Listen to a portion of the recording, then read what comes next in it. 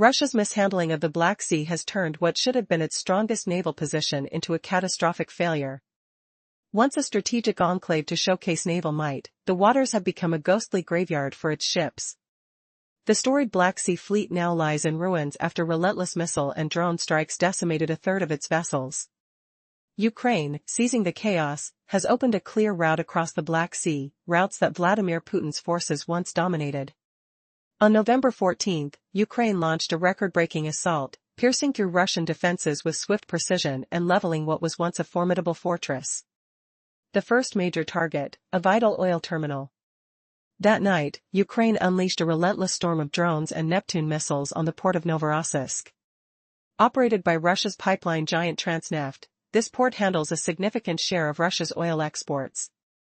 It's a critical artery for the Kremlin's global oil flow, a lifeline that Ukraine just cut off in a matter of hours.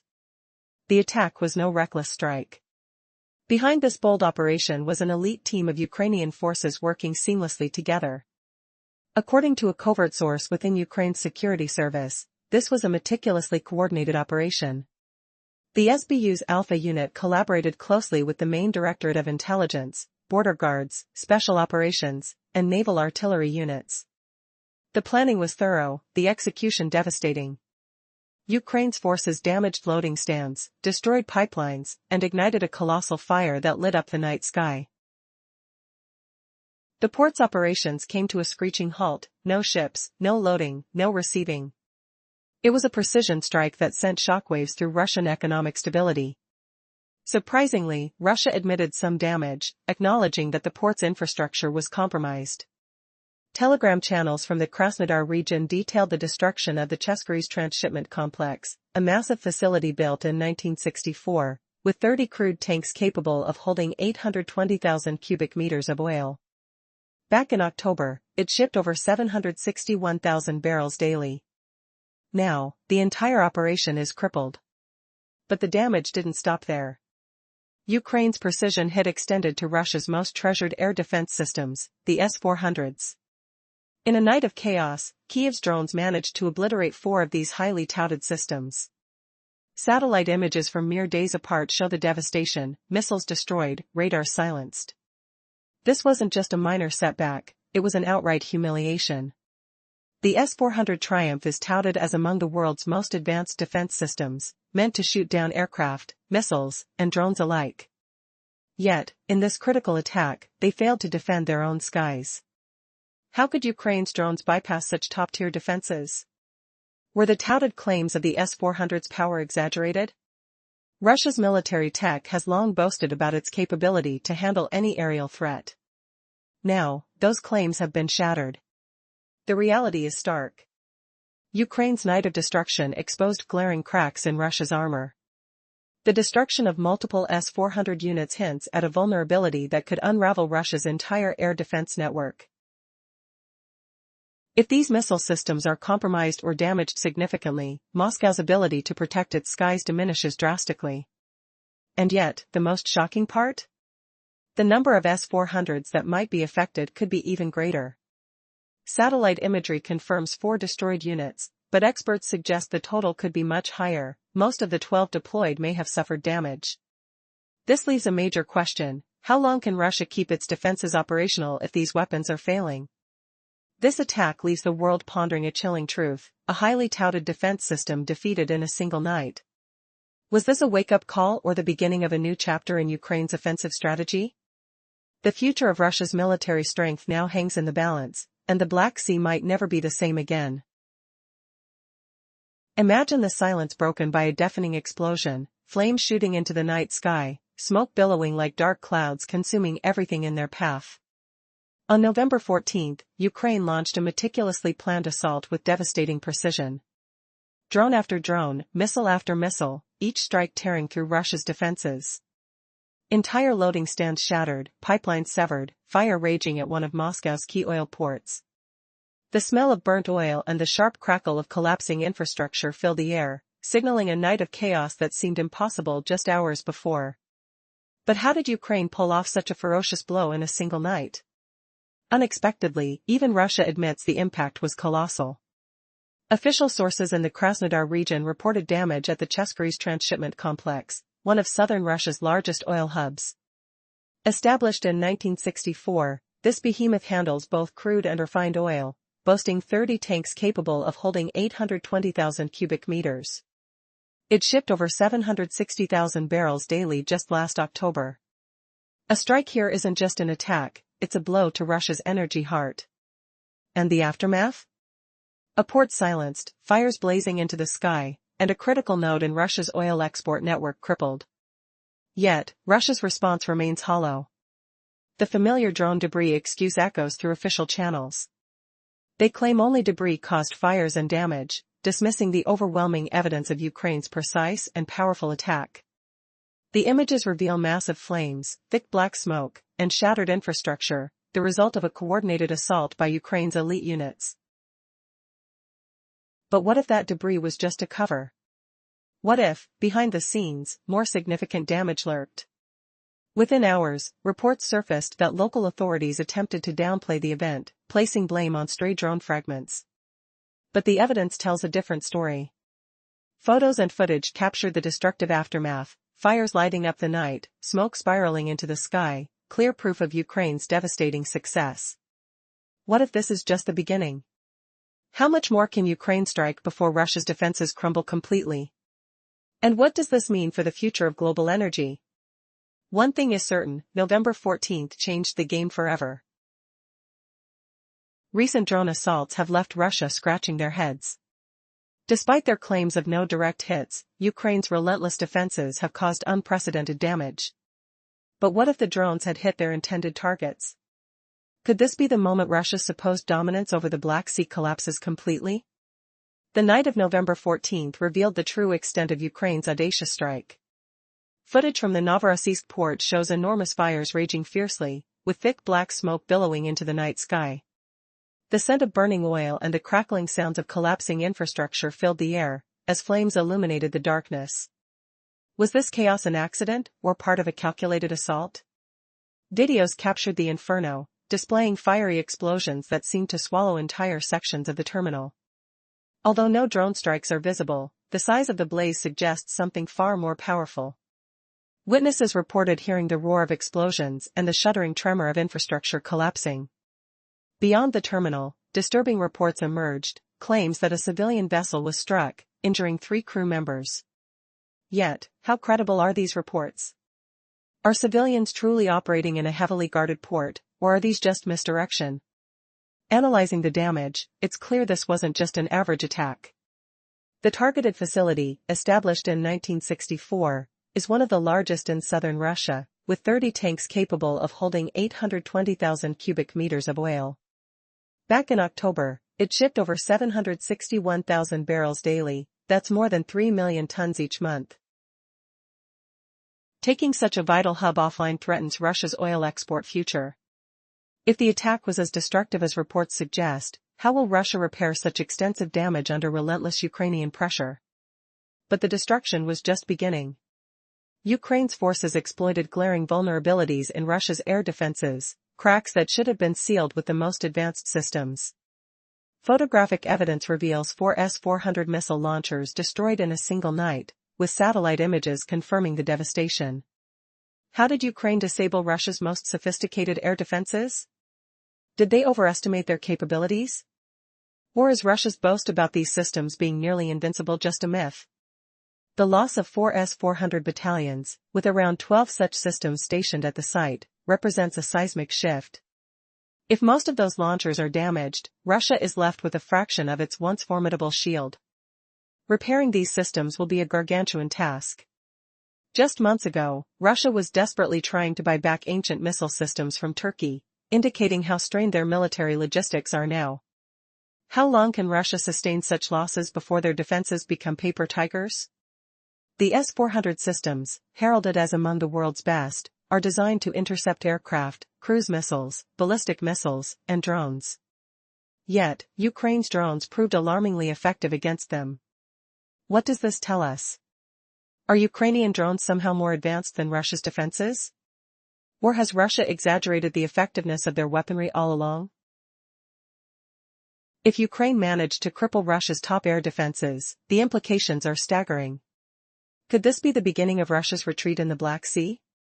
These strikes on Novorossiysk mark a turning point.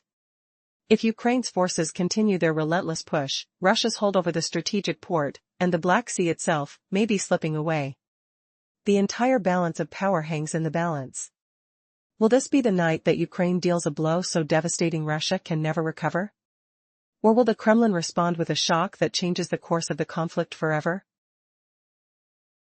In the aftermath of Ukraine's daring night attack, new revelations emerge that shake Russia's defenses to their core. The strikes on Novorossiysk and the destruction of key assets signal a catastrophic blow.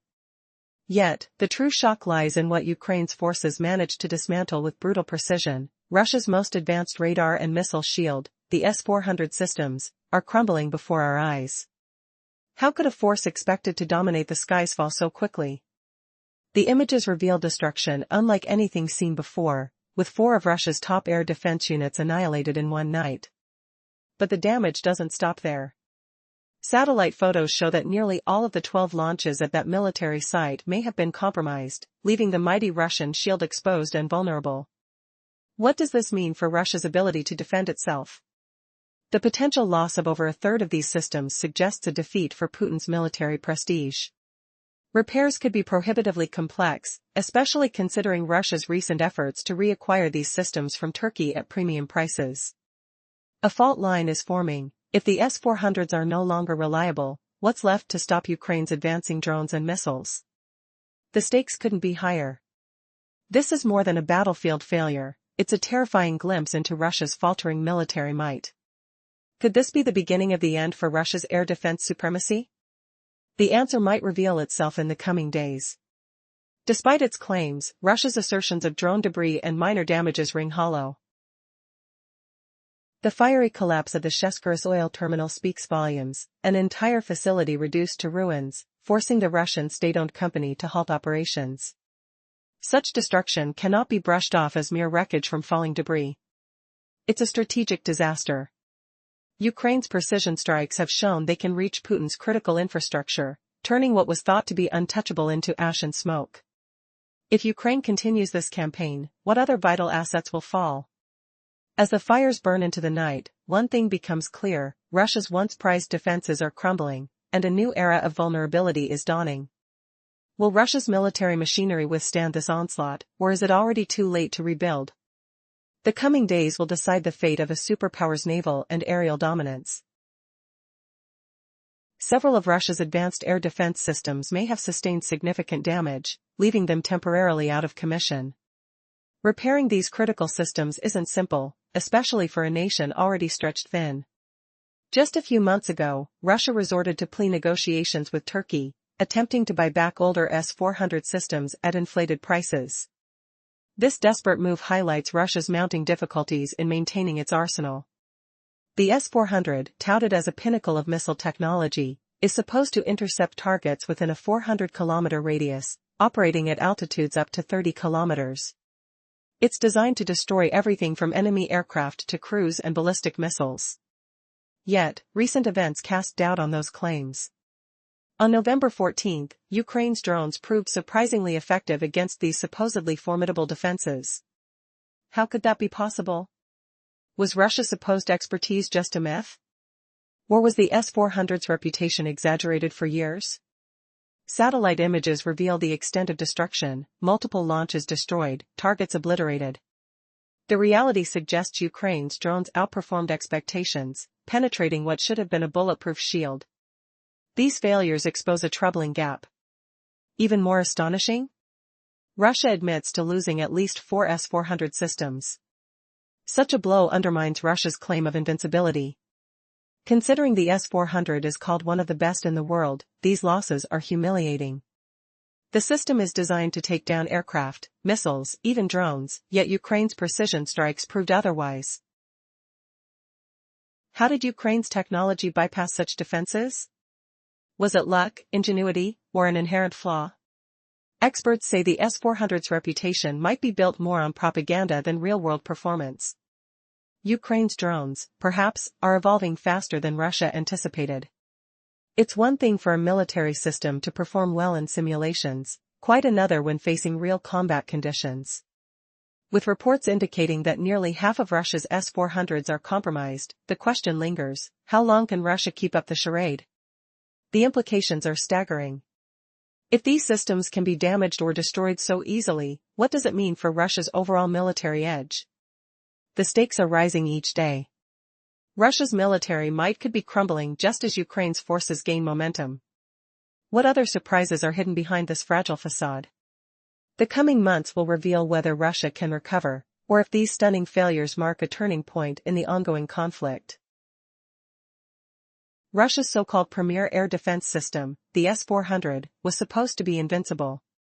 Capable of targeting aircraft, missiles, and drones within a 400-kilometer radius, it could strike at altitudes up to 30 miles. With the power to track 36 targets simultaneously, it was Russia's ultimate shield. But did it really stand a chance against Ukraine's relentless onslaught? On that ominous night, November 14, everything changed. Ukraine launched an unprecedented aerial assault, targeting these colossal defense structures. How did they do it? The answer might lie in the very weaknesses of the S-400 system itself. Despite its formidable reputation, experts say it's vulnerable to an intricate attack, an approach that exploits its delicate sensors and radar systems. It's not just about firing missiles, it's about disarming the entire defensive network. Conventional wisdom used to say the S-400 could handle everything thrown at it, but recent strikes tell a different story. Retired military strategist Mick Ryan from Australia reveals a chilling truth: Ukraine found ways to sneak past these supposedly impenetrable shields. They used their low-flying drones, tiny, nimble aircraft that hugged the ground, evading detection from high-altitude radars. Ukraine's ultralight drone fleet, based on the Sky Ranger model, flies so low it becomes almost invisible, slipping under the radar of sophisticated missile defenses. And it wasn't just luck or simple tactics. The attack uncovered the glaring vulnerabilities of Russia's most prized defense, the sensors and radars. When Ukraine's drones approached unnoticed, they pierced the defenses, destroying 4 of Russia's most critical S-400 systems in a single night.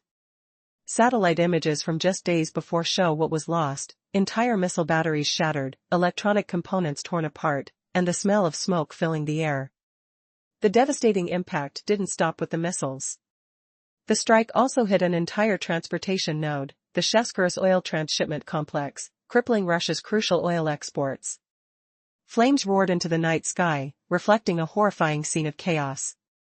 Firefighters battled the inferno amid thick black smoke, while surviving crew members faced injuries after their vessels were hit. Could this be the beginning of a larger collapse of Russian defenses? Or just a temporary setback?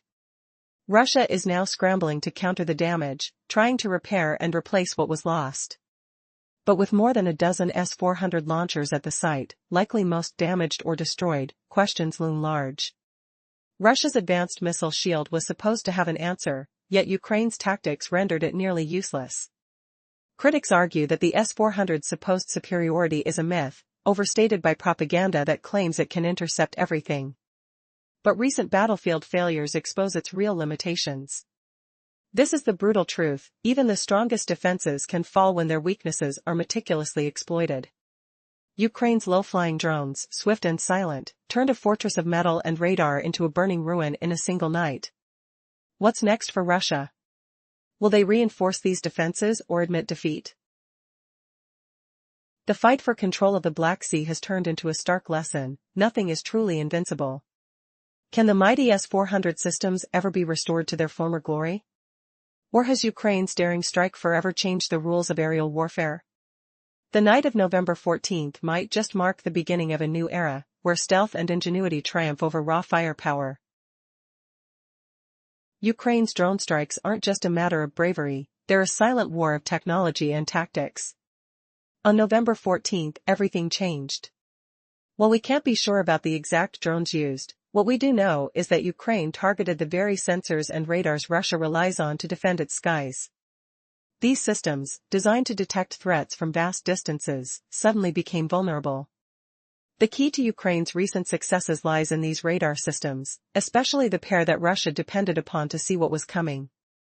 The first, the 9-6N6, also known as the cheeseboard, is a phased array radar with 96 radiating rows. Imagine the hum of powerful electronics, the sharp crackle of radio waves bouncing across the sky, all trying to pin down elusive targets. This radar can track up to 100 targets simultaneously, drones, aircraft, missiles, even helicopters, within a range of nearly 580 kilometers. That's about 360 miles, enough to cover entire air corridors. And yet, Ukraine struck this mighty system. The cheeseboard's ability to jump frequencies and adapt to electronic interference was its strength. But even the most sophisticated systems have weaknesses. What if the enemy exploits them? That's exactly what Ukraine did. The attack didn't just damage an oil port, it shattered the backbone of Russian air defense. Russia's second critical radar, the Gravestone, also known as the 9-2N6, was also hit. This target acquisition radar was Russia's eye in the sky, pinpointing threats that might otherwise slip past. Without it, the S-400 systems would be firing blindly. The enemy's method? Low-flying drones that avoided the radar's line of sight, sneaking through defenses that once seemed impenetrable. The destruction of these radars is more than just a technical failure, it's a tactical nightmare for Russia. Now, their defenses might be operating without full oversight, their missiles blind to new threats. Imagine the deafening silence when Ukraine's stealthy drones orbit the battlefield, unseen yet destructive. The impact is staggering. If Ukraine's strike on these radars is representative, then Russia's claim of invincibility crumbles. It exposes how even the most advanced systems can be compromised. The question remains, how long before the entire Russian air defense network falls into disarray? And what are the implications for the next phase of this stealthy, high-stakes war? One thing is clear, Ukraine's mastery of electronic warfare is rewriting the rules. The night of November 14th was a wake-up call for Russia. The once sprawling shield of radar and missile systems is now a fragmented, vulnerable web. While Russia boasts of its technological superiority, recent events reveal an unsettling truth. In modern warfare, the battle is won not just with firepower, but with cunning, adaptability, and the ability to strike where it hurts most, at the sensors that see everything. The stakes are sky-high, and the battlefield has shifted.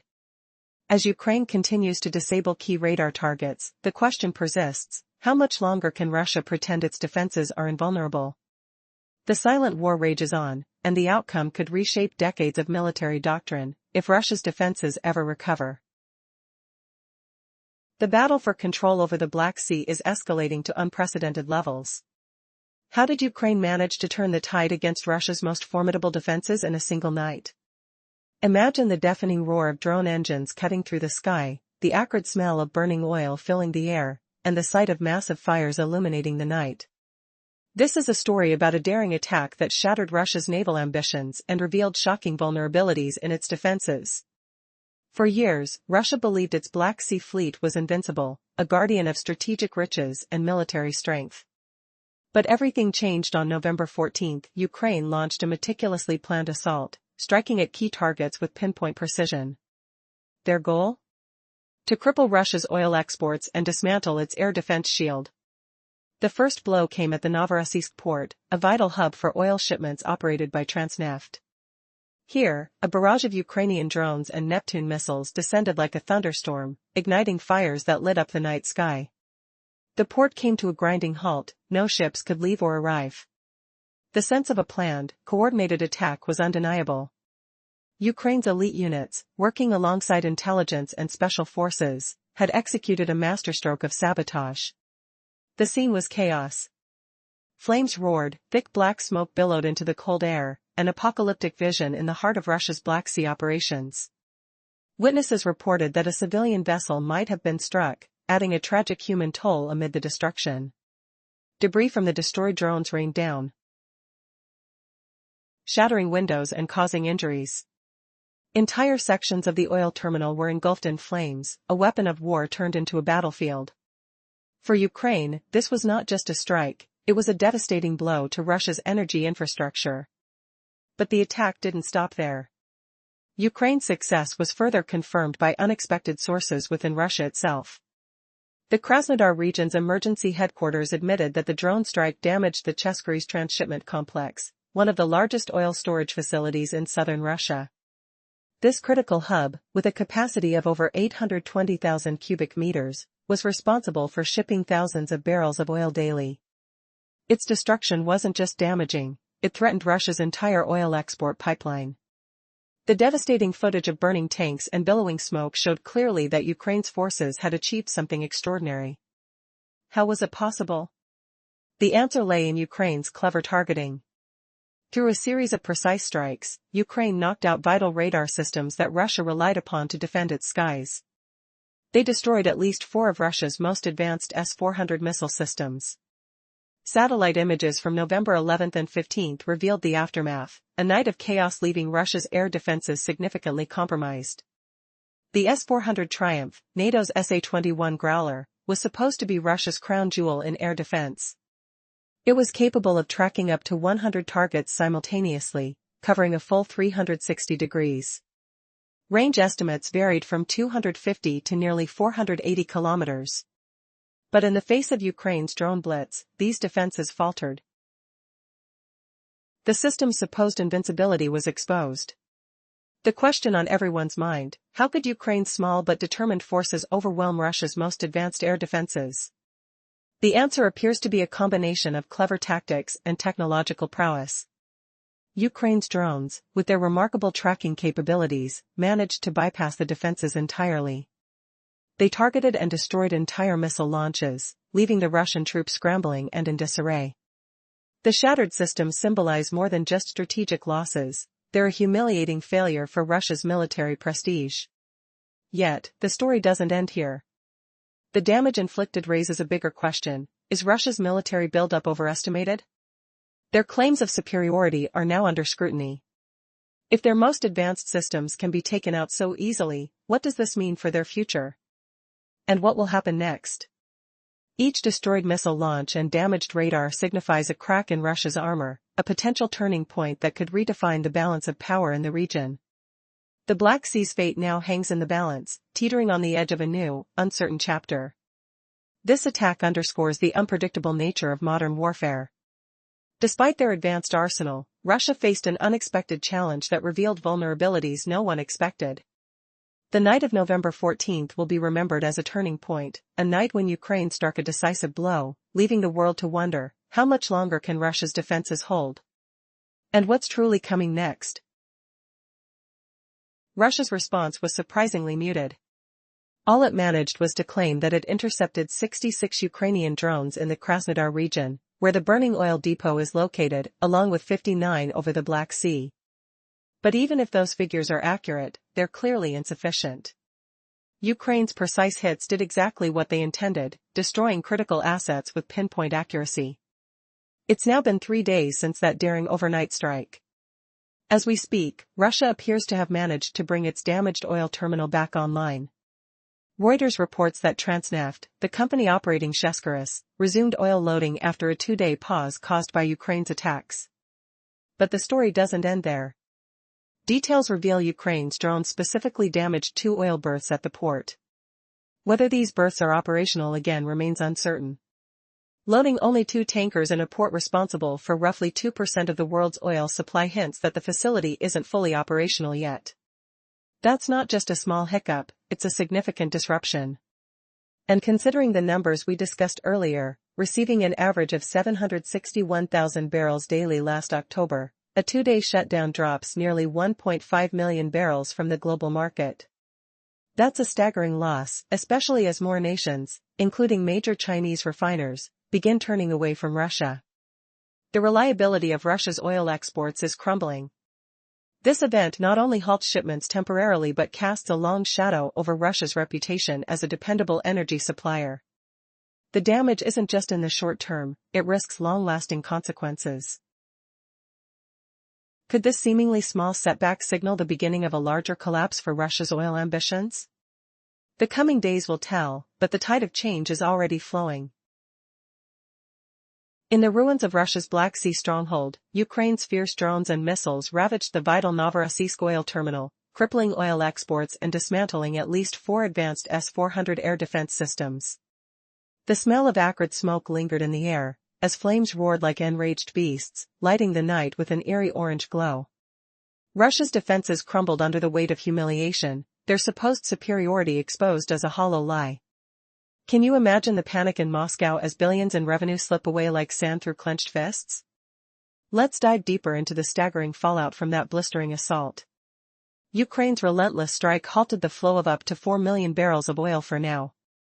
That's a temporary chokehold, but one that could cost Russia dearly in the eyes of wavering customers. Turmoil was brewing, the tang of spilled crude mixing with the bitter stench of defeat. As per CNBC, each S-400 system carries a price tag around $500 million. Lose 4 of them? That's a gaping hole in Russia's coffers, a $2 billion crater blown wide open. Now ponder this, how much rage must boil inside Putin's inner circle as radar networks lay shattered alongside those prized launchers, leaving their flanks wide open. The agony deepens with the unchecked devastation at Novorossiysk. This hub, handling shipments from Kazakhstan and far surpassing 2 million barrels daily, now lies dormant. Russia's reliability? Shattered like glass under a hammer's blow. Experts warn it might dwarf even the 1.522 million barrels lost. What secrets lie in those charred pipelines? Waiting to ignite another wave of economic disaster? Yet, amidst the chaos, a twist emerges from the fog of war. Russia's grand plan to encircle Pokrovsk seemed infallible. The cacophony of boots on frozen ground echoed Russia's confidence, as they aimed to trap Ukrainian forces in a closing vice. But Ukraine saw through the ploy, turning the tables with breathtaking cunning. Russia's own pincer morphing into a lifeline for the beleaguered defenders. How does it feel, Kremlin strategists, to watch your blueprint unravel like a poorly stitched seam? By November 13, the New York Times painted a grim picture. The gap narrowed to just 2 miles, threatening Minerald's collapse and paving Russia's path to Pokrovsk. The crunch of armored tracks grew louder, the chill of impending siege biting at exposed skin. Ukraine could no longer retreat without fighting tooth and nail. If that sliver sealed shut, troops would be ensnared in a deadly embrace, with no escape from the jaws tightening around them. But was Russia truly the hunter, or just an overconfident prey dancing toward the trap? Ukraine's genius unfolded like a masterstroke in a perilous game. They exploited the very maneuver aimed to crush them, injecting fresh breath into the fray. The strategy switched, focusing on the Dobropoli front above Minerald. Sensory deceptions heightened the stakes, the distant thump of artillery, the earthy scent of dug trenches blending with gunpowder. Russia, so close to victory, now stared down a mirrored blade. What if Ukraine's reversal not only halts the advance but shatters it into pieces? The air thickens with uncertainty, each pause in the gunfire a heartbeat of dread. Changing Minds outlines the pincer with brutal simplicity. Dual columns flank the enemy, one right, one left, converging like wolves on weakened prey. Yet, Ukraine danced around this formation, a whirlwind of tactical brilliance. Who will blink first in this high-stakes gamble? As forces pivot, the touch of icy mud under tires reminds all that fortunes flip in an instant. Imagine the roar of engines fading into smoke-filled skies over battered Ukraine. Where Russia's Black Sea fleet crumbled under drone strikes, leaving ports in flames. Now, Pirate Pasha shifts focus, from fiery seas to the gritty trenches of Pokrovsk. The previous part detailed Russia's near-total dominance in the Black Sea, with Ukraine shattering that illusion by obliterating an oil terminal and S-400 systems in Novorossiysk. Could Russia's vaunted weapons really falter so badly against drones? A shocking fact that rocked the world, Ukraine destroyed 4 S-400 launchers in one night, humiliating Moscow's claims of supremacy. What if that last gap finally snapped shut? Picture the dread, the suffocating pressure as Russian forces inched closer to encircling Pokrovsk. By November 13, the New York Times warned the noose was tightening. Just a 2-mile sliver remained, a lifeline for Ukrainian troops to escape Avdiivka. But pursuing Russian forces planned to seal it, trapping defenders in a kill box. Pincer movements, simple yet savage tactics. An attacking army splits, one flank presses right, the other left. Enemies caught in the middle, hammered from 2 fronts as pincers close. Russia mastered this at Stalingrad, encircling 250,000 Germans. Starving them out, reducing their ranks from 91,000 survivors. A grim reminder of war's cruelty. Now, in Pokrovsk, Russia aims for revenge on a smaller scale. Ukraine must stop it, or face annihilation. Ukrainian command devised a cunning counter, a blow straight from strategy manuals. This might be the turning point, defending Pokrovsk against winter's bitter cold, when Russian assaults could weaken. It began near Radinka, a town in Russia's crosshairs. Recon drones, hovering like vultures. Russia's drone threats loomed, but Ukraine had eyes overhead. Aerial reconnaissance. Peering through fog and smoke. Scanning minefields and shattered landscapes. The hum of Ukrainian aircraft, slicing through tension-filled air. What hidden dangers lurked? Unexpected twists. As Ukraine locked onto foes, Russian operators crept near, setting up posts to unleash terror. Ukraine's sharp-eyed patrols spotted them. ESO-27 jets screeched in, dropping JDAM bombs with precision. Explosions ripped through earth, dirt clods flying like angry wasps. The acrid smell of cordite and burning fuel. Shocking questions arise. How did Ukraine strike so swiftly? Humiliating Russia's arrogance. Yet, the operators didn't stand a chance. Ukraine closed the pincer on them. Fires raged on the horizon, orange flames licking blackening sky. Soldiers' boots crunching gravel, hearts pounding in seized breaths. This was no easy win. Emotional turmoil gripped the front, hope flickering amid despair. Troops huddled in bunkers, cold metal against worn skin, whispers of strategy echoing. Russia thought they had the edge, but Ukraine turned the tables. The tactile grip of controls, fingers trembling with resolve. Smell of wet earth after rain, mixed with gunpowder's sting. They zipped in, avoiding death's embrace. Could this counter save Pokrovsk? More surprises awaited on the twisted path. Hidden in shadows, did Russia prepare an unthinkable response? The ground trembled, as a larger storm brewed. What if the next strike fell on Ukraine itself? Cliffhanger grips. Tension mounts as strategies converge. The war's pulse races, one heartbeat from catastrophe. Will the pincer shatter, or snare its prey? The recent military showdown near Radinska reveals a masterclass in precision destruction. Imagine a foggy dawn, thick mist curling around crumbling buildings, muffling sounds, hiding soldiers as they plot an incursion. In this murky chaos, Ukraine's forces strike with calculated brutality, turning the tide against Russia's advancing forces. What secrets does this covert operation hold about the future of warfare? Could this be a turning point in the relentless struggle for control?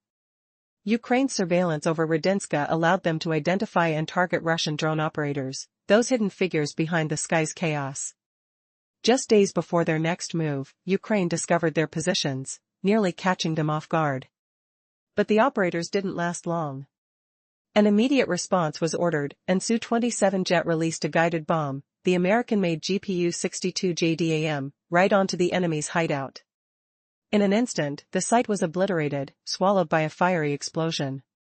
The JDAM, a guided missile, can carry up to 2,000 pounds of destructive payload, equipped with laser and GPS guidance, accuracy so precise, errors are less than 20 feet.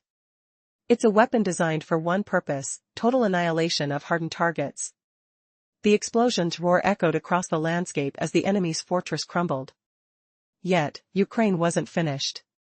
Moments later, another guided bomb pierced the smoky sky, striking with lethal intent.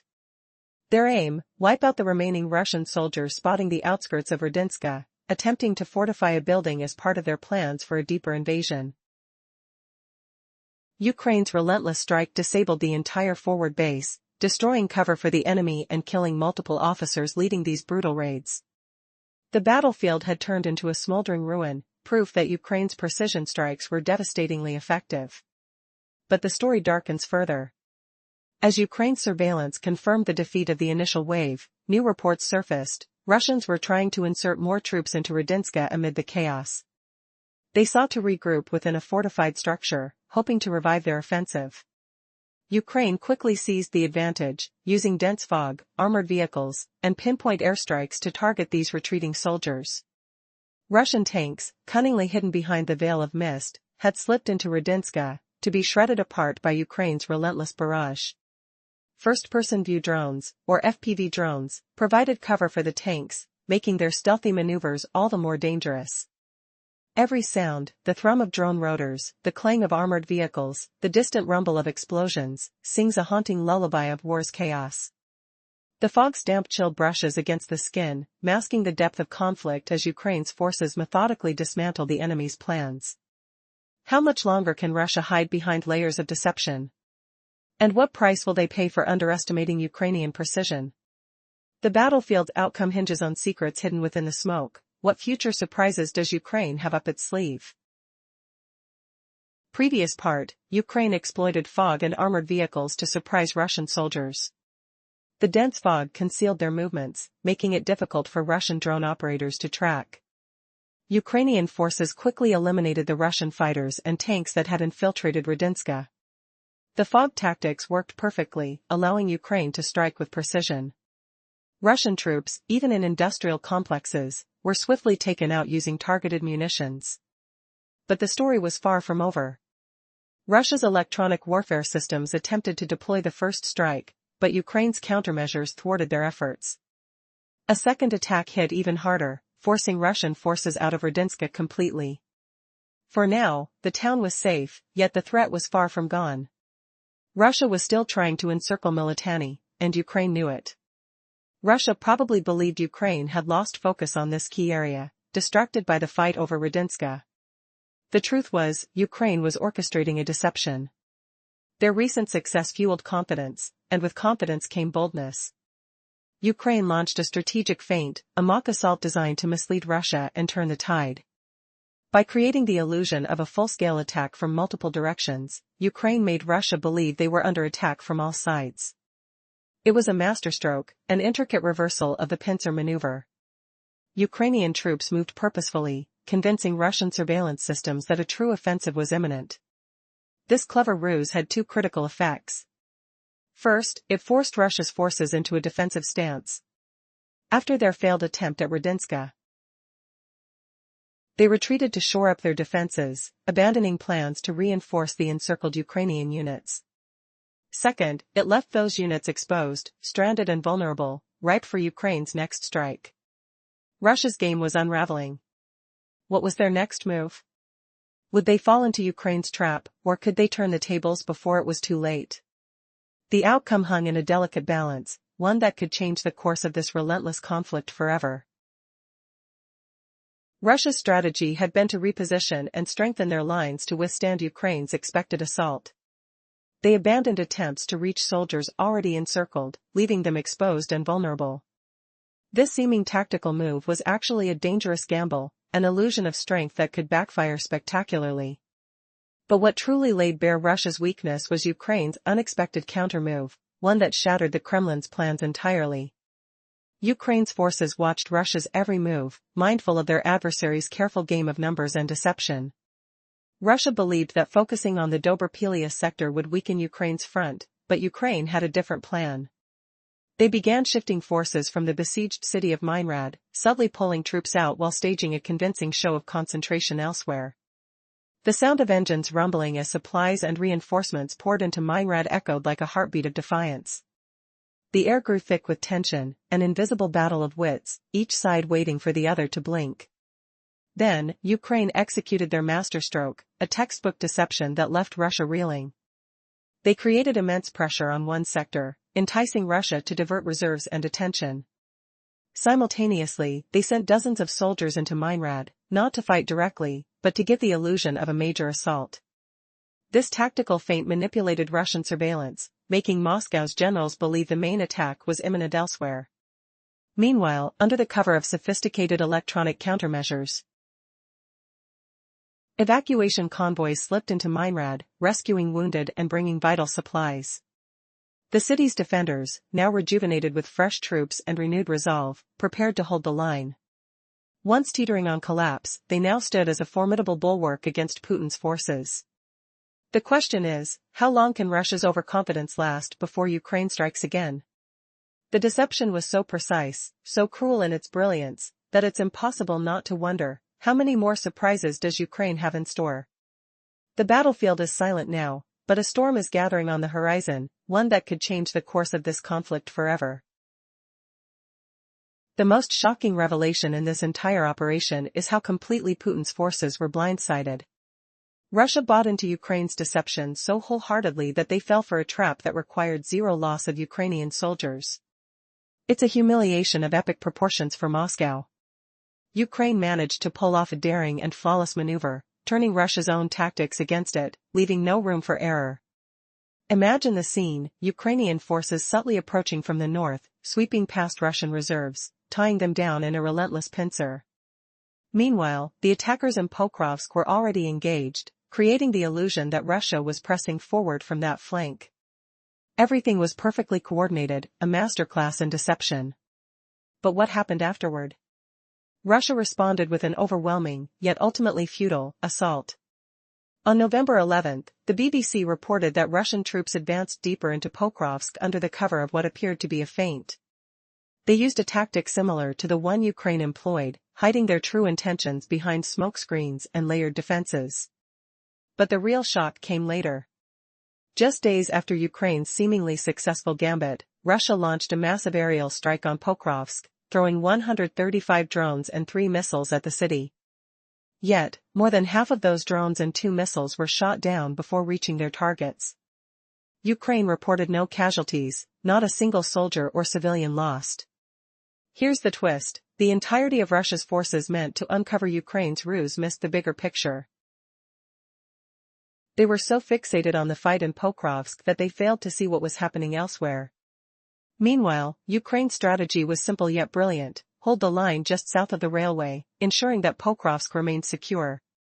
If the city had fallen, the entire plan would have collapsed, but Ukraine's meticulous planning prevented that from happening. The stakes couldn't be higher.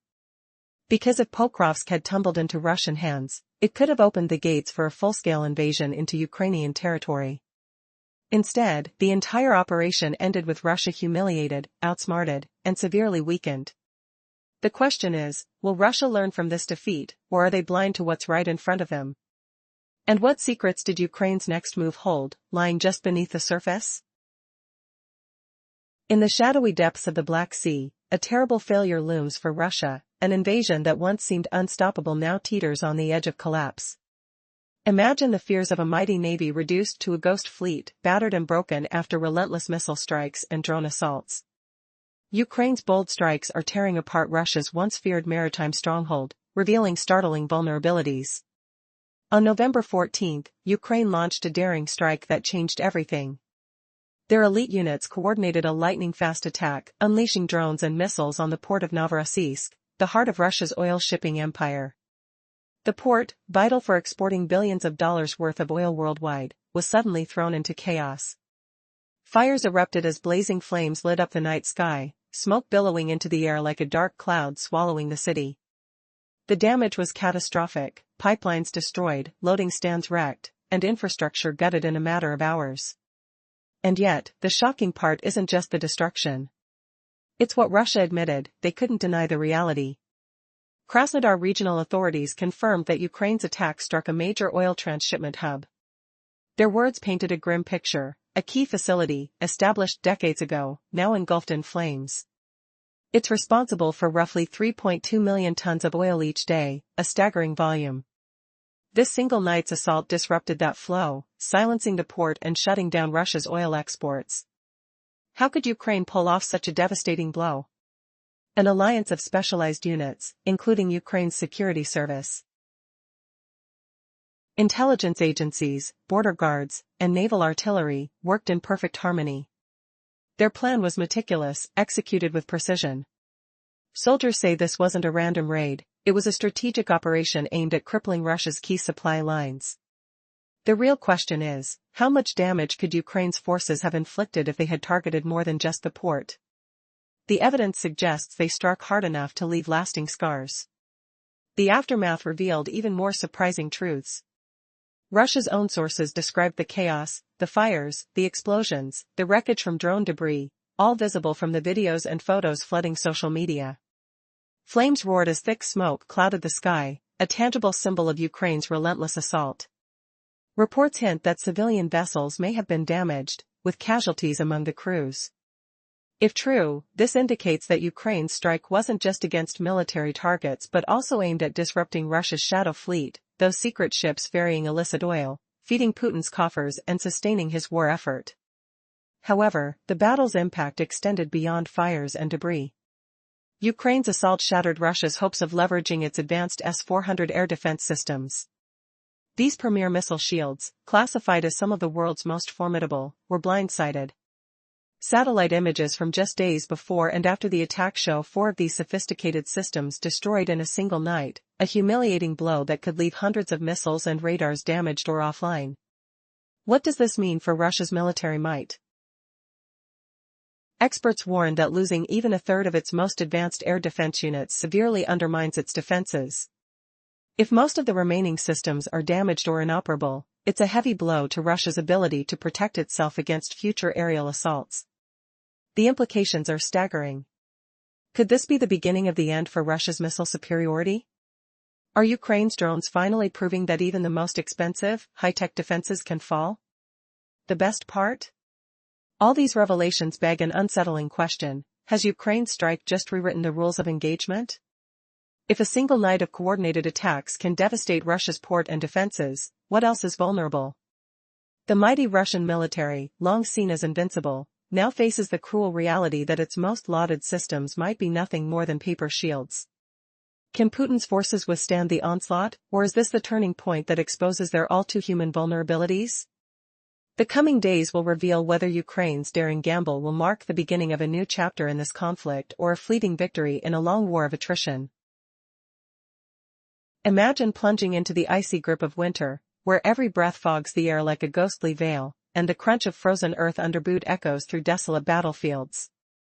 Did you know Russia's so-called Black Sea dominance has crumbled so utterly that Ukraine now cruises freely, delivering blows that leave Putin's ports in ruins? As the cold season descends from mid-November to early March, averaging a bone-chilling 3 degrees Celsius, Ukraine's defenders face temperatures dipping to -4 in January, and even lower to -11 degrees. Wild winds howl across the steppe, carrying the acrid sting of fresh snow mixed with gunpowder, the tactile bite of frost numbing fingertips on triggers. Ukraine must endure this relentless chill until temperatures soar anew, forcing Russia's offensives to grind to a halt. Meanwhile, that false pincer maneuver? It tricked Moscow into overextending, allowing Ukrainian forces to bolster Avdiivka's defenses right when Donetsk's control teetered on collapse. A sudden flashback floods the mind. Remember shivering under makeshift cover, the scent of damp wool and cold metal lanterns flickering like dying stars, as artillery booms rattled the ground beneath like a beast awakening. Now Avdiivka stands fortified, woven into a layered strategy with towns like Dobrovolya and Bakhmut, containing Russia's creep and milking it for every ounce of blood. Why humiliate troops in a slow, soul-draining slog for scraps of land? That's the twist Putin dreads, a war of attrition mirroring Bakhmut's horrors, where nearly 200,000 soldiers have already perished or wounded, per the Sun. Avdiivka won't hold forever, but it clings to the vital railway link to Bakhmut, starving Russia's gains. As winter peaks, Ukraine plots to amplify defenses, setting traps for endless Russian despair. What if Russia's prized S-400 defenses, hyped as drone slayers, were just a facade shattered in one night? Revisiting Avdiivka's frostbitten saga, where blizzards blind the horizon and the thaw promises no respite, Ukraine's reinforcements have remade the town into an unyielding bastion. Feel the icy wind whipping faces raw, smell the metallic tang of frost-kissed gunsmoke lingering like a graveyard whisper. Bakhmut looms as Putin's coveted prize, with Avdiivka as a brutal stepping stone searing Moscow's advance in the full-earth offensive that fizzled out. Russia's toll mounts staggering. On November 16, reports confirmed almost 200,000 troops hurled into Bakhmut's 18-month grinding half to ruin. Another memory surfaces unbidden, the bone-rattling tremor of distant explosions, gloves slick with melting snow, the earthy musk of trenches under siege. Ukraine's gambit twists the knife, forcing Putin into another quagmire of losses for meager soil. Can the winter freeze really trap Russia in this attrition nightmare, or will Ukraine's surprise fortifications unleash hellish counterblows? The air thickens with tension, shadows lurking in the snowdrifts. The previous efforts to seize Bakhmut failed, revealing the brutal truth about Russia's failed attempts to dominate Ukraine's resilient city. Despite almost 200,000 troops thrown into the grinder, most of them were sent back in body bags or shattered hopes. Now, with nearly 135,000 casualties among Russian forces, the battlefield is soaked in blood and broken dreams. But what if the most devastating toll isn't just physical? Could Ukraine's relentless resistance be eroding Russia's very will to fight? This staggering loss rate isn't simply a number, it's a sing-song of destruction echoing through the trenches, the shattered concrete, and the echoing shouts of the wounded. As winter approaches with icy winds biting into bone, Ukraine prepares its next move, knowing the cost so far will pale in comparison to what's coming. Several sources, including former NATO planners and Ukrainian officials, warn that Russia faces an attrition nightmare. Estimates suggest that within mere months, Russia has suffered nearly 128,000 casualties in the battle for Bakhmut alone, wounded, killed, and exhausted beyond recognition. The figures are grim: 100,000 casualties in the first 9 months, with another 25,000 confirmed losses. But these numbers are just the surface of a deeper wilderness of suffering. The battlefield is soaked in smoke, the smell of scorched earth lingering in the air. Russian troops stumble through shattered trenches, their boots caked with mud and blood. The sound of artillery drumming in the distance is relentless, an unending chaos that deafens hope and amplifies despair. Every shell exploding across the front line is a reminder that victory might be slipping further from Russia's grasp, even as they pour in more soldiers to fill the void. Imagine the weight of those casualties, the broken bodies, the shattered families, and the memories burned into the minds of survivors. It's a toll that could cripple any army, yet Russia persists. But at what cost? A war of attrition this brutal can only end with one victor, if it ends at all. And Ukraine's strategy seems clear: inflict as many losses as possible, draining enemy resources and morale, before winter's chill forces both sides into a fragile lull, or a new climax. As the snow begins to fall, the battlefield becomes a frozen graveyard of ambitions. What will be the true price of this relentless slaughter? Could Ukraine's unwavering resistance finally tip the scales? Or will Russia's colossal loss toll crush its war machine before dawn breaks on a new chapter of conflict? The answers lie buried beneath layers of ash and blood, waiting to reveal a story even darker than anyone dared imagine. Can you imagine Russia's mighty Black Sea grip slipping away like sand through their fingers? What if I told you Ukraine has turned their vaunted naval stronghold into a ghost zone, crippling Putin's oil lifeline and humiliating his elite defenses in one shocking night? That's the explosive story we're unraveling: how Ukraine's audacious strikes shattered Russia's illusions of superiority, leaving the Kremlin scrambling and the world gasping at the fallout. Imagine the icy unease creeping down your spine as sirens wail in the distance, blending with the acrid stench of burning fuel that stings your eyes and throat. Russia, so desperate to seize Avdiivka, refuses to see the truth: its troops are draining away, its allies propping up a false narrative of endless might. Does Putin really believe North Korea's supply lines will save him, or is this just hubris blinding him to the gathering storm? They bled for 9 brutal months near Mariupol alone, losses swelling past 135,000 across the front, numbers that dwarf any modest gains. But Ukraine plays a longer game, inflicting wounds that echo far beyond the rubble. Won't Russia's feeble facade crack when the world sees their reliance on shadowy allies like Pyongyang? Pause. Ukraine anticipates the fall of Avdiivka, yet fortifies its resolve by maximizing casualties on Putin's overstretched forces. Even if Russia claims that stronghold, the sting of shattered morale could fracture Ukrainian unity, a devastating blow if allowed to linger. But look closer, and the twist reveals itself: Avdiivka's capture means little for Donetsk's frontline. As Ukraine's remaining bastions promise even fiercer resistance. Vivid images flash: the crunch of boots on frozen earth, the distant rumble of artillery shaking the ground beneath you. And for Russia? A bitter irony: every victory grinds them thinner, prolonging the agony for fortress cities still standing tall. With Avdiivka's defenses weakened at Mariupol, Ukraine buys precious time, turning Russia's slog into a nightmare. Isn't it eerie how one deceptive maneuver might stretch this 18-month ordeal into 20 or more, churning through troops before crush resistance even falters? Imagine this: a world where no corner of Russia remains untouched, where Ukraine's shadow stretches over 4,100 miles, turning distant railways into burning symbols of defiance. Can you even fathom what happens when Vladimir Putin's so-called invincible war machine crumbles, exposed as a web of borrowed strength from allies like North Korea? This isn't just propaganda, it's reality shattering far beyond the front lines, as one night of sabotage dismantles Russia's lifeline, deeper into the chaos. Ukraine's relentless assaults have left Russia's Black Sea dominion shattered, with its fleet reduced to a ghostly absence after devastating strikes. Crumbling defenses grant Ukraine open waters, a golden chance to disrupt key ports feeding Putin's regime with vital oil revenues. On November 14, seizing that opportunity in a storm of precision, Ukraine breached those weak defenses. Blazing explosions engulfed an oil fortress, crippling pumps and pipelines in Novorossiysk, a port once humming with the roar of industrial might. The acrid stench of burning fuel filled the air, as fires lit the night sky like dragon's breath. Quantities stagger, 820,000 cubic meters from Cheskari's tanks, shipping 761,000 barrels daily, novels now silenced. Elite units, from the SBU's Alpha to HUR, border guards, and Navy artillery, orchestrated this symphony of destruction. No random hit, it was planned brilliance, doors slamming shut on Russian oil flows. Reconnaissance? Likely. The port's heartbeat stopped cold, with shattered loading stands and vaporized infrastructure. Sirens wailed. The ground trembled under the blasts of drones and Neptune missiles, a tactile quake felt miles away. Russia admitted defeat via telegram, muttering about drone debris, yet the inferno raged undeniable, flames licking at civilian ships and yards, injuring crews as smoke choked the horizon. Yet, the humiliation deepened.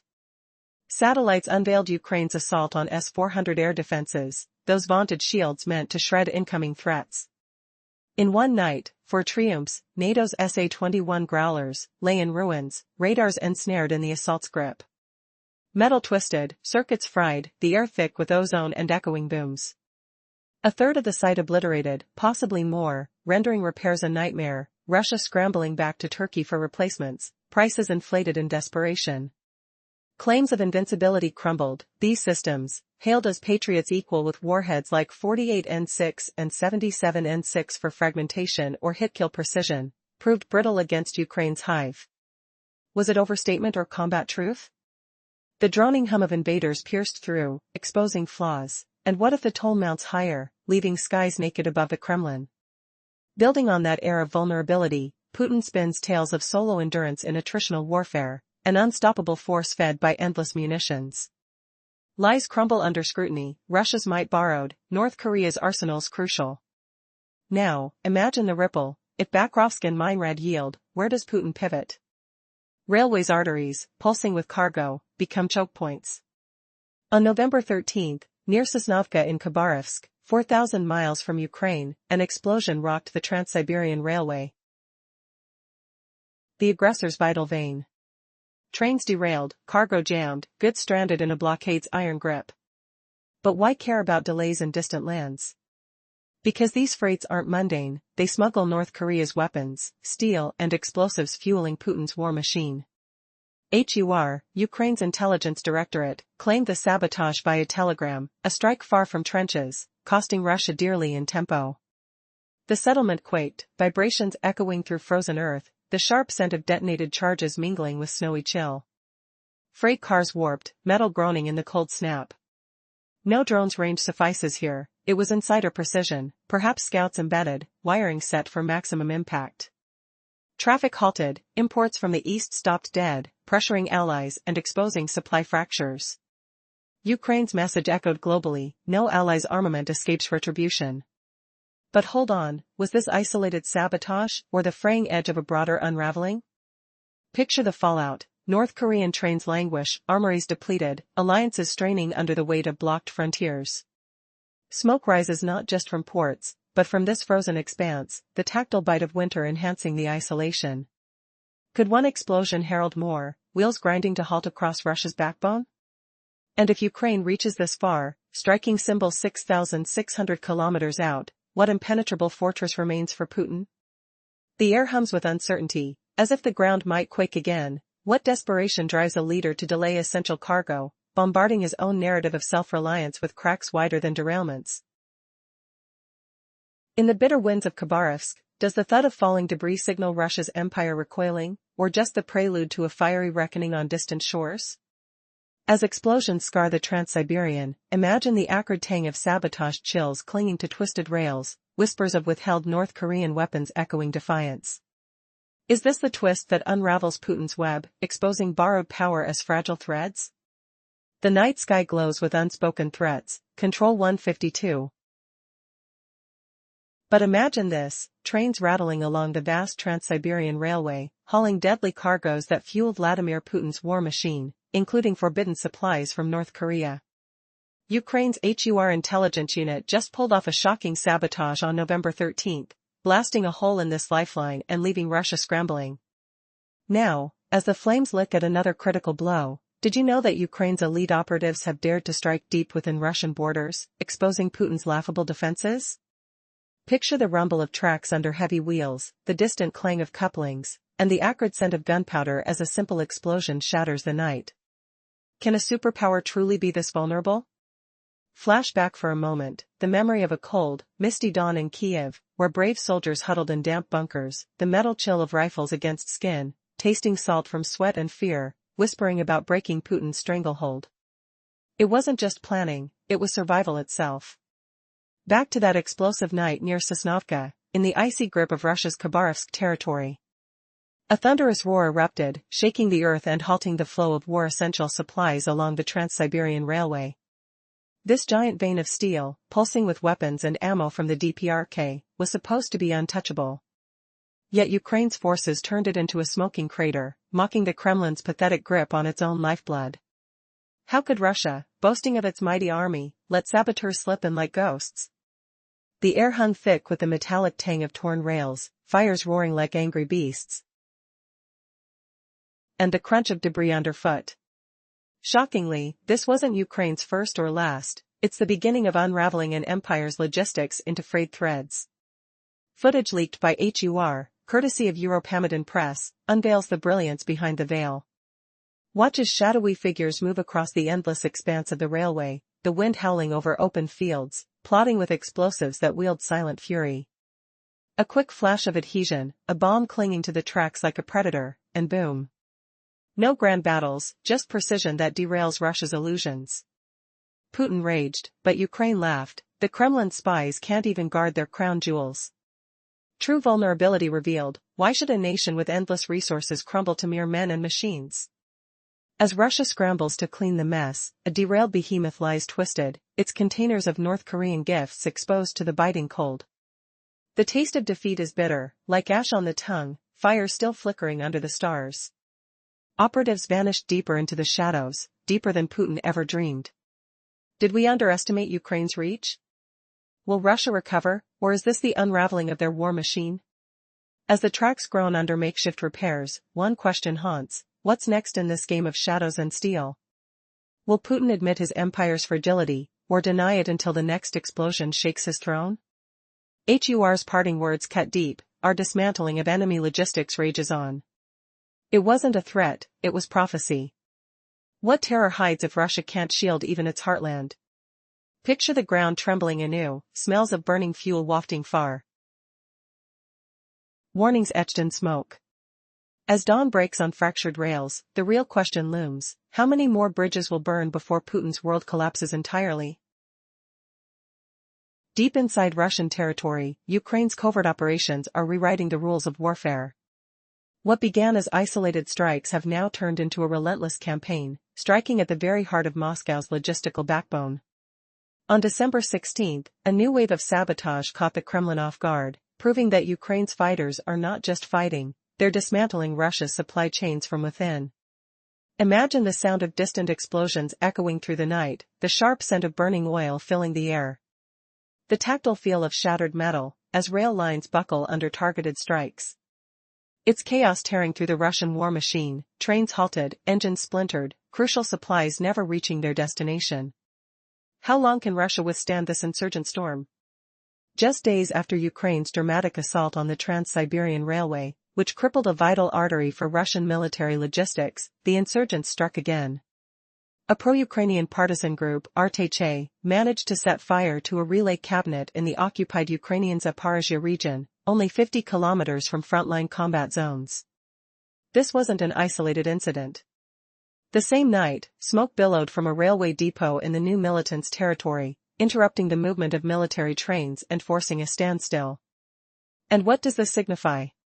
Ukraine is not only striking deep behind enemy lines but also disrupting the occupied zone's ability to resupply. Every sabotage is a blow to Russia's military capabilities and a reminder that no area is truly safe. Despite official denials, Russia claiming technical failures, the evidence tells a different story. Fires consuming military cargo, wrecked tracks, and halted trains reveal a calculated campaign targeting Russia's vital logistics. Yet, this relentless campaign is just beginning. Ukrainian agents have been honing their craft over months, exploding critical rail links in regions like Leningrad, causing delays, and sowing chaos. And now, they've expanded their reach further into Russian territory, turning Russia's own infrastructure into a battleground. The question is, how long can Russia's defenses hold against such precision strikes? Will their overconfident military logistics crumble under relentless sabotage? Or is this the dawn of a new era, one where internal insurgencies shape the outcome of the war? One thing is certain, Ukraine's fighters are proving that resilience and cunning can breach even the most fortified supply lines, altering the course of the conflict forever. Russia's control over the Black Sea was supposed to be their pride and strategic advantage. What was once considered a safe zone, a showcase of naval strength, has now turned into a disaster zone for their ships.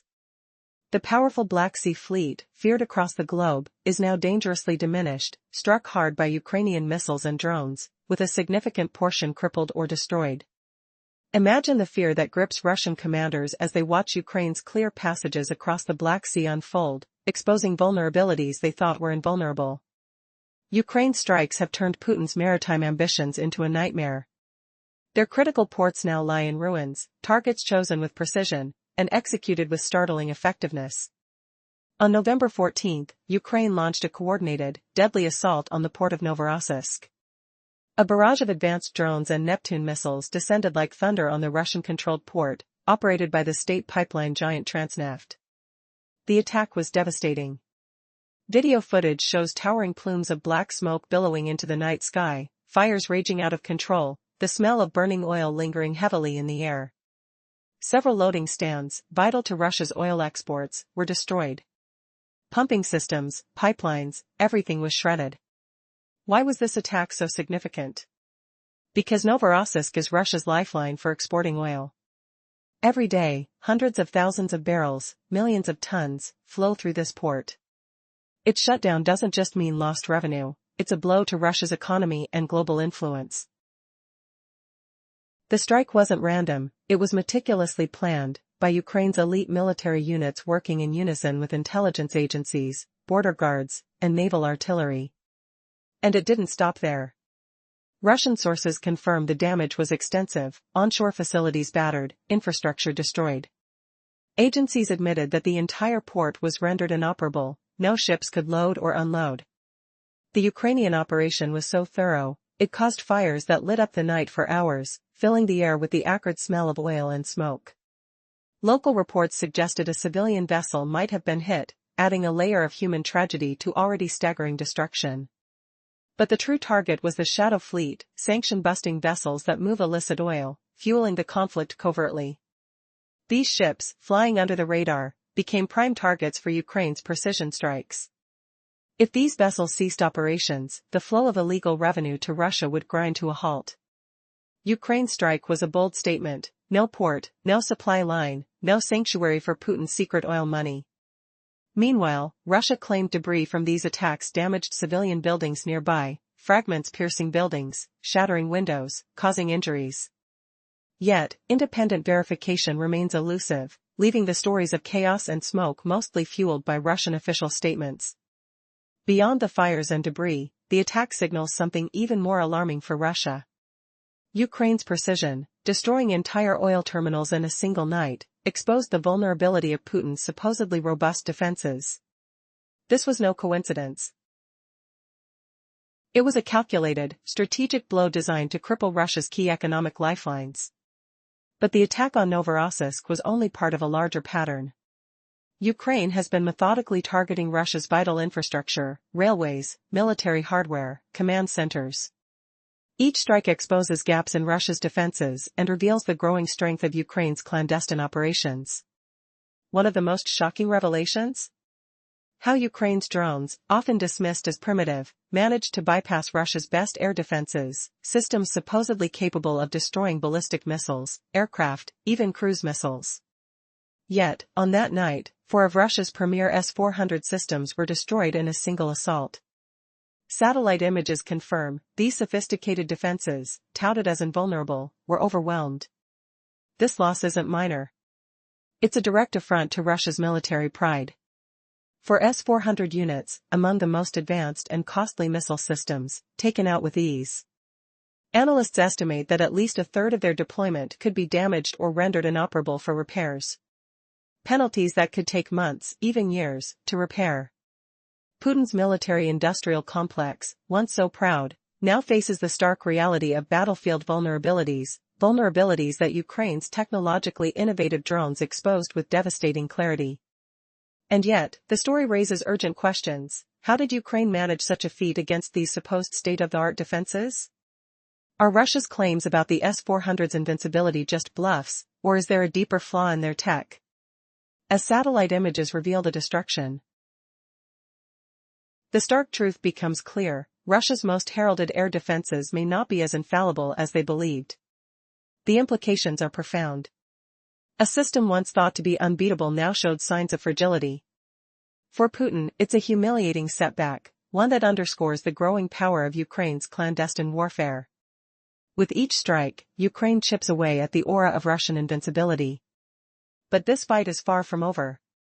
The question remains: how many more of Russia's high-value weapons and strategic assets will fall before the true extent of Ukraine's secret operations becomes impossible to deny? What does this mean for the balance of power in this deadly game of shadows? And as the battle intensifies, the world watches, holding its breath for what comes next. Imagine a lifeline pulsing across Eurasia. The Trans-Siberian Railway, hauled billions in freight each year, was it destined to shatter under Ukraine's relentless strike? How would the world feel if Russia's key artery for weapons and wealth suddenly bled dry, leaving Putin's war machine gasping? 387 characters. Ukrainian forces crippled Russia's Black Sea defenses, sinking ships and opening pathways to vital ports. What if I told you that attack was just the prelude to hitting Russia's beating heart, a railway vital for weapons and oil, now under siege, forcing Moscow to scramble like never before? Picture the roar of locomotives slicing through Siberian wilds, the metallic clang of wheels on tracks echoing like war drums. The air thick with the acrid scent of burning freight, diesel fumes clinging to frost-kissed skin, as Ukraine's drones howl overhead, targeting not just cargo, but Putin's secret lifeline. The Trans-Siberian Railway handles millions of tons of freight annually, a volume valued in the billions of dollars. What treasures fuel Russia's war chest? Ferrous metals, oil, iron ore, and since the invasion, a deadly flow of weapons, the backbone of Putin's aggression. In 2013, Moscow pledged $13.6 billion from its National Welfare Fund to modernize this artery. A direct link across Eurasia, Putin boasted, will boost Siberia and the Far East. He was right. This railway has been Russia's economic pulse for over a century. Modernization pushes for over 200 million tons by 2025. Yet the Ukraine war drains focus and resources. Delays cost millions, but Ukraine's strike hits harder. HUR revealed the truth. They derailed a freight train, not just goods, but North Korean weapons bound for the front lines in Ukraine. Russia and North Korea's alliance, a dark pact forged long ago, now cracking under guerrilla blows. Russia's defenses crumbled, air systems humiliated, as Ukraine's strikes humiliated the mighty S-400s. Could one railway derail Putin's entire invasion? What scent of desperation lingers as trains scream to a halt, the ground trembling under empty tracks, the taste of dust from shattered loads? That freight train? Not consumer cargo, but arms from North Korea, a steady drip poisoning Ukraine's defenses, weapons Russia relies on for brutal advances. The alliance, signed in mutual defense, akin to NATO's shield, but used to arm invasion. Russia's begging the world for missiles, yet Ukraine flips the script. Could this derail be the twist Russia dreads, weapon caches burning, alliances fraying? Is Putin's empire built on shaky rails, ready to collapse? But what if I told you that in the shadows of this storm, Ukraine didn't just strike ports, they targeted the lifeline fueling Russia's brutality? Stranded in their failures, the Kremlin turned to a rogue ally, flooding Ukraine's lines with deadly arms. Now, discover the shocking betrayal that lit the fuse for one of Ukraine's boldest moves yet. Did you know North Korea has poured millions of shells into Russia's war chest, killing innocents without a whisper from the world? Can you feel the grit of betrayal, the acrid smell of gunpowder lingering in the air as alliances crumble? Years turned into a sinister pact, didn't they? But here's the twist. Just 18 months ago, Russia and North Korea signed a mutual defense agreement, cloaked as protection but really a lifeline for Vladimir Putin.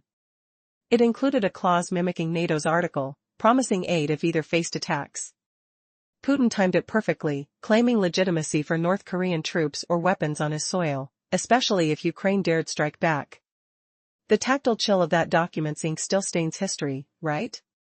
Then, 2 months later, Ukraine's counteroffensive pierced Russia's Kursk region. Panic gripped the Kremlin. That was Putin's cue to beg Pyongyang for 10,000 soldiers to crush the invaders. But let's pull back the curtain, this alliance screamed louder than mere words. Since the war's brutal dawn, especially when Russia's lightning victory fizzled into a quagmire, North Korea became the silent supplier. Weapons flowed like a relentless torrent, starting the moment Vladimir Putin realized his arsenal wasn't endless. Feel the weight of that revelation? An April 2025 exposé in The Guardian shone light on this dirty secret, exposing North Korea's deep ties after reports surfaced. Remember that day a missile slammed into Kyiv, taking 12 lives? Ukraine's President Volodymyr Zelensky dropped the bombshell. Preliminary data shows Russian forces used a ballistic missile crafted in North Korea, he declared. If confirmed, this proves the criminal alliance between Russia and Pyongyang beyond doubt. Sensory overload hits, hear the distant roar of launches, taste the metallic fear of impending doom. The Guardian's damning details? North Korea supplied at least 148 KN-23 and KN-24 ballistic missiles to Russia by early 2025. And that's just the tip, countless more likely crossed borders since, arming Putin's endless assault. But wait, artillery shells? Millions, according to a joint probe. Who knew one rogue nation could unleash such chaos on Ukraine's fragile peace? But Europe, can we trust the headlines shifting towards isolation, or will more hidden shipments shatter the silence? What explosive confessions lurk in the next cargo hold? Stay tuned, because this alliance hides claws ready to rip apart the truth. You're not prepared for what's coming next. In a stunning revelation that exposes Putin's deepening desperation, what if the isolated pariah of Pyongyang has become his lifeline? Where Ukraine's strikes cripple Russia's flanks, North Korea's dark arsenals surge in to prop up the floundering invasion, flooding the war with forbidden firepower that mocks international bans. Picture the icy roar of freight trains slicing through Russia's vast, snow-choked tundra, each carriage rattling with contraband that screams defiance, millions of artillery shells, loaded and locked, ready to unleash chaos on Ukrainian soil. Investigations from Reuters and the Center for Advanced Defense Studies unveil a chilling network, 64 shipments over 20 months, hauling 16,000 containers straight from North Korean factories to Russian depots. These aren't ghosts, they're steel-clad alliances that Ukraine estimates provide up to 70% of Russia's shell supply, turning entire Russian artillery units into Pyongyang puppets. Can you feel the bitter chill of betrayal? Entire battalions, once boasting Soviet pride, now shackled to Kim Jong-un's whims, their thunderous blasts echoing through frozen fields, a symphony of borrowed destruction that Ukrainians dodge and endure. And the numbers don't lie, twisting like a knife in Putin's back. One expert, a seasoned UN sanctions overseer, grieves aloud to The Guardian, North Korea's aid is strategically vital. Without Chairman Kim's shadowy support, the Kremlin tyrant couldn't sustain his doomed crusade against Ukraine. It's a humiliating admission, isn't it? The oppressor reduced to begging from the world's outcast. Their fates now entwined in a pact born of mutual isolation. But wait, Did Ukraine's bold railway hits just ignite a panic button? If those tracks, vital veins pumping North Korean rockets and shells across Siberia, are severed, what's left for Putin? Barely a whisper of supplies, his war machine grinding to a halt amid the acrid stench of smoke and failure. The desperation peaks on October 29, when United 24 Media uncovers a monstrous bridge rising from the mists, spanning the Tuman River. This concrete behemoth forges a fresh highway from North Korea's shadow to Russia's grasp. Not just any link, this is the first automobile artery between the nations, designed to ferry up to 300 vehicles daily, with expansion dreams pushing it to 800. Imagine the guttural rumble of cargo trucks, packed with missiles and munitions, defying borders and sanctions, a smug snub to the world that once tried to starve Pyongyang. Russia needs this lifeline desperately, doesn't it? Vulnerable to Ukraine's probing drones and strikes, it bypasses prying eyes, dumping weapons directly onto battlefields where the air reeks of burning metal and despair. Yet, in this unholy alliance, who's truly the master? Ukraine's relentless pressure reveals the uncomfortable truth: North Korea holds the keys now, not Putin. As controversy swirls, whispers of more arrivals surface, quite possibly hundreds more KN-23 and KN-24 ballistic missiles beyond the 148 already confirmed, a horde that could reshape the skies. North Korea's exports aren't charity, the Guardian's probe lays bare this arms bazaar. Guns for grain? Or gold for guns? The Kremlin's taps to rebuild Ukraine, twisted into trade with the rogue, expose a tyrant scrambling for every advantage. But here's the gut punch twist: the bridge isn't just infrastructure, it's a confession of weakness. Once dominant, Russia now bows to Pyongyang's empire, its smart move backfiring into blatant vulnerability. One more strike, and the corridor collapses, artillery units starving, missiles idling, Putin's gamble crumbling under the weight of borrowed might. Will this pact endure, or shatter under Ukraine's unyielding resolve? You might think North Korea's vast supplies tilt the scales, but watch what happens next when reality bites harder than any shell. Russia's Black Sea dominance has crumbled into chaos. What was meant to showcase naval power turned into a graveyard for ships. Ukraine's missiles and drones decimated a third of the fleet. Now, clear routes let Kyiv strike ports vital for Putin's oil exports. On November 14, bravery surged as Ukrainians stormed defenses. They wrecked his fortress, targeting key assets. First up, a major oil hub. Night fell with a barrage of drones and Neptune missiles pounding Novorossiysk. This Transneft-run port handles huge oil flows in and out. Putin relies on its full operation. The assault silenced it completely. No more shipping or receiving. Elite units collaborated for victory. SBU's Alpha unit, joined by HUR and Special Forces, orchestrated the precision. Months of planning unleashed fury. Loading stands fractured. Pumping systems and pipelines vanished in rubble. Flames erupted, painting the sky in orange terror. Smoke choked the air, a bitter taste of defeat lingering. Yet confirmation came from Russia itself. Krasnodar's emergency HQ confessed via telegram the hits on Cheskary transshipment complex. Onshore sites damaged. Repel efforts failed miserably. Cheskary, from 1964, boasts 30 crude tanks holding 820,000 cubic meters, plus fuel reservoirs. October saw it pump 761,000 barrels daily, over 3.22 million tons. Mind-blowing, right? Russia spun the drone debris lie again. Like always, how do unmanned birds cause such havoc without hits? Imagine true strikes, what then? Photos and videos from Excellent Overplus channel expose the truth. Massive fires rage at Cheskary. A 40-second clip shows plumes billowing. Night ablaze beneath. Not debris, devastation. Collateral hit a civilian vessel, injuring 3, hospitalized. But in Novorossiysk, with shadow fleet ties, it might be fair game. Debris pierced apartments, shattered windows. Unconfirmed claims. Still, Cheskary burns. Transneft stopped it cold. Major win for Ukraine.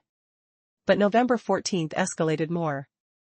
Kyiv Post reports holes in defenses let attacks shred S-400 systems and radars. Humiliating failure for Russia's elite tech. Can their best falter so? Excellent Overplus revealed the blow via satellite images, before and after. November 11th to 15th shows carnage. CSO Alpha destroyed 4 S-400 launches at the 1537th Regiment. Not half, 4. 12 total at site, likely most damaged. A third lost at minimum, worse if repairs stall. September saw Russia beg Turkey for old S-400s. What does that say about fixing what remains? Missile threat calls S-400 Triumph, NATO's SA-21 Growler, world-class. Mobile, it downs aircraft, missiles, drones. Yet here, it failed. Overstated claims exposed in combat. Equivalent to Patriot? Pathetic pretense.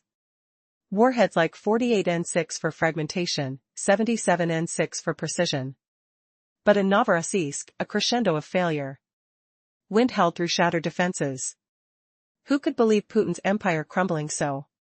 From oil ports ablaze, we shift to desperate alliances. Russia begs for aid, bridges risking more turmoil. Ever wonder how a simple railway can topple emperors?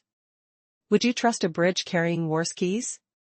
In that fiery night, whispers emerged, North Korean arms heading Russia's way. United 24 media claims trucks, up to 800 daily. Ferry hardware directly, skipping borders. Ukraine's derailment on the Trans-Siberian slows the flow. Weapons delay means weaker assaults.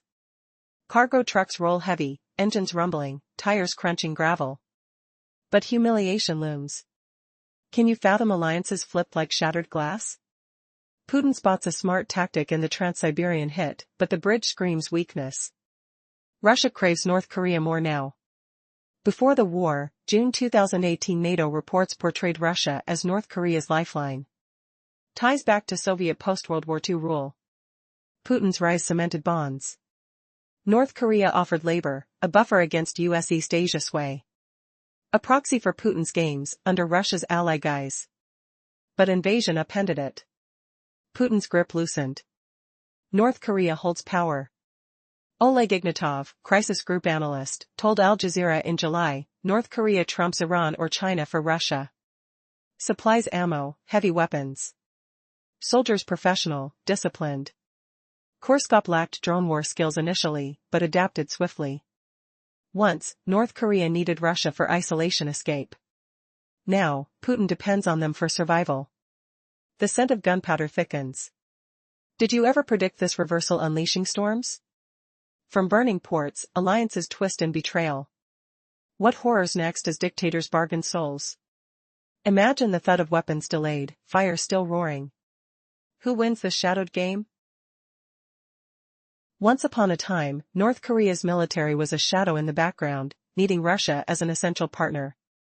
Their relationship was like a shaky handshake, fragile but necessary. Now, the tables have turned. Russia, once the dominant power, is struggling, and it's North Korea that holds the leverage. Putin's war machine relies heavily on North Korean supplies, but cracks are appearing at every turn. Imagine the sounds of train engines rumbling across the vast Trans-Siberian Railway, once an unstoppable artery for weapon flow. But what if those engines are derailed?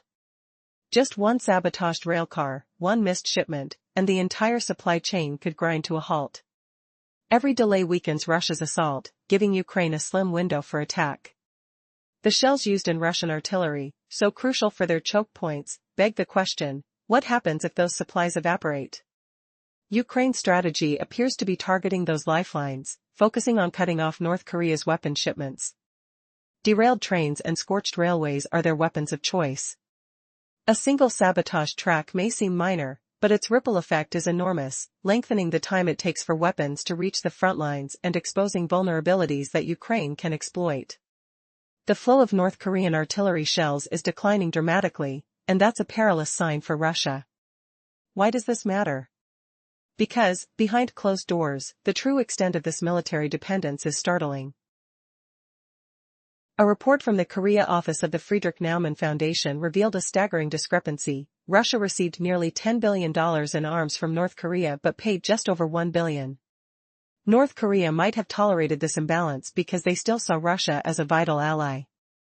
But desperation grows. Sources confirm that shipments of North Korean shells to Russia have plummeted to zero in September, with only sporadic deliveries in October. The reason? North Korea's stockpiles are nearly exhausted. Their Soviet-era ammunition is running dry, and unreliable shells, often half-duds, fail to even reach Ukrainian front lines. This military partnership is crumbling under pressure. North Korea's resources are vast, yet finite, and their cells of war are on the verge of collapse. If Ukraine continues to strike at the transportation veins, trains, depots, supply hubs, the entire supply chain for Russia could be severed entirely. What will this mean for the global battlefield? Will North Korea's dwindling reserves tip the balance, or will Russia find desperate alternatives? The shocking truth is unfolding now, with each sabotage track and exploding depot revealing a deeper vulnerability. As the war of attrition grinds on, the question remains, how long can Russia rely on these shaky alliances before everything collapses? Russia's Black Sea Fleet has faced a devastating setback. Once considered a formidable force, it is now barely visible on the horizon. Ukraine's precision strikes have shattered its presence, turning the once pristine waters into a zone of chaos and destruction. What went wrong for Russia's naval dominance? Could they truly recover from this crushing blow? On November 14, Ukraine launched a daring and meticulously planned assault that changed everything. Ukrainian forces, working in perfect harmony across intelligence agencies, special operations, and naval units, executed a blow that left Russia's Black Sea fortress in ruins. Their target, a massive oil terminal in Novorossiysk, one of the most vital hubs for Russian energy exports. As explosions ripped through the port, fires blazed into the night sky, illuminating the darkness with an ominous glow. The sounds of crashing metal and roaring flames echoed like a battle cry for Ukraine's resolve. The attack on the port was not random chaos. Sources from Ukraine reveal a coordinated operation, involving elite units maneuvering with lethal precision. They struck with drones, missiles, and artillery, crippling the port's loading stands, pipelines, and pumping stations. In the aftermath, a huge fire consumed the facilities. The damage was unlike anything seen before, a heavy blow to Russia's oil shipments. Russia's own emergency services reported the destruction of a strategic oil depot, the Cheskry's transshipment complex, a crucial part of their energy infrastructure since 1964. Capable of holding over 820,000 cubic meters of oil and processing up to 761,000 barrels daily, it's a symbol of Russia's energy ambitions. Yet, Ukraine's assault halted all operations in a single night, sending shockwaves through Moscow's war machinery. Rumors swirled that civilian vessels were hit, but these claims are unconfirmed. Still, the damage to the port and the tankers suggests a targeted strike on Russia's shadow fleet, vessels used for illicit oil trade to fund Putin's war. The evidence paints a stark picture. Photos and videos reveal billowing smoke and massive flames, confirming Ukraine's remarkable success. Firefighters, overwhelmed by the scale of destruction, could do little but watch as their efforts were drowned out by the roar of collapsing infrastructure. The fires burned fiercely, illuminating the night as embers floated into the sky, carrying the scent of charred steel and spilled fuel. The port was left in chaos, with reports of injuries among crews, hiding the grim reality of Ukraine's offensive. Meanwhile, Russia admits to some damage. Debris from drone strikes punctured buildings, shattered windows, and scattered wreckage across Novorossiysk. But the true significance lies in what Ukraine achieved, the destruction of an entire strategic oil terminal. This was no small raid, it was a strategic knockout. With the port shut down, Russian energy exports face a major crisis. Adding to the humiliation, Ukraine exploited vulnerabilities in Russia's defenses to wipe out several of their advanced S-400 missile systems. Satellite images from November 11 and 15 show the aftermath of the strike, a devastating blow to Russia's air defense network. 4 of Russia's top-tier S-400 systems were annihilated in a single night, 4 out of about 12, according to experts. The damage could be even worse, with many more units rendered temporarily useless until repairs. Russia's military claims these systems can shoot down aircraft, cruise missiles, ballistic missiles, and drones, yet Ukraine's drones prove they are vulnerable, even to their most sophisticated defenses. How could such a fortress crumble so easily? Is this a sign that Russia has been overstating its technological might? Experts argue that the S-400s are among the world's best, capable of launching high-explosive or precision-kill missiles. But the recent strikes expose a harsh truth: Russia's claims of invincibility are greatly exaggerated. The losses suggest Ukraine's tactics are far more effective than Moscow predicted. The destruction of multiple launchers, and possibly most of the deployment, signifies a major shift in the battlefield dynamic. This disaster could leave Russia's air defense crippled for months. Just months ago, Putin sought to restore his military's power by attempting to buy back old systems from Turkey, a desperate move highlighting his vulnerabilities. The damage to the S-400s raises profound questions. Can Russia repair these complex systems? Or are they permanently compromised? The cost to replace or repair them might put Putin's already strained budget under further pressure. So, what does this mean for the global stage? Russia, once a dominant international force, now finds itself on shaky ground. Its alliances are crumbling, and its military is repeatedly outmatched. The destruction of its Black Sea fleet and vital defense systems signals a turning point, a nightmarish reminder that even the mightiest weapons can fall under the precision fire of an opponent underestimated. The story continues. Will Russia recover its lost strength? Or are they finally realizing that their reliance on outdated tactics and overstated defenses has left them vulnerable in an age of lightning-fast technology and relentless innovation? The picture is clear: Ukraine's bold strikes have rewritten the rules. And Russia's days of unchallenged dominance in the Black Sea could be coming to an end. The world is watching in shock as one of the most powerful regions of conflict turns into a battleground for destruction and strategic dominance. After a stunning miscalculation, Russia's invasion of Ukraine has backfired spectacularly, stripping away its once formidable naval presence and exposing vulnerabilities that ripple through its military defenses. Is this the beginning of Russia's downfall in the Black Sea? Russia once believed its Black Sea fleet was a fortress of power, an impregnable symbol of its naval might. But today, that fortress is crumbling. Ukrainian missile strikes and drone attacks have decimated a third of Russia's ships, turning what should have been Russian waters into a ghostly no-man's land. The dread of the Black Sea fleet is fading fast as Ukraine's relentless precision erodes Putin's control over this vital corridor. With each strike, the Kremlin's confidence diminishes. Now, Ukraine has opened a deadly new chapter, utilizing advanced tactics and fierce coordination to strike at Russia's most critical assets. Can Moscow stop the bleeding before it's too late? On the night of November 14, the skies over Novorossiysk lit up with hellfire, thunderous drones and missiles tearing through the darkness.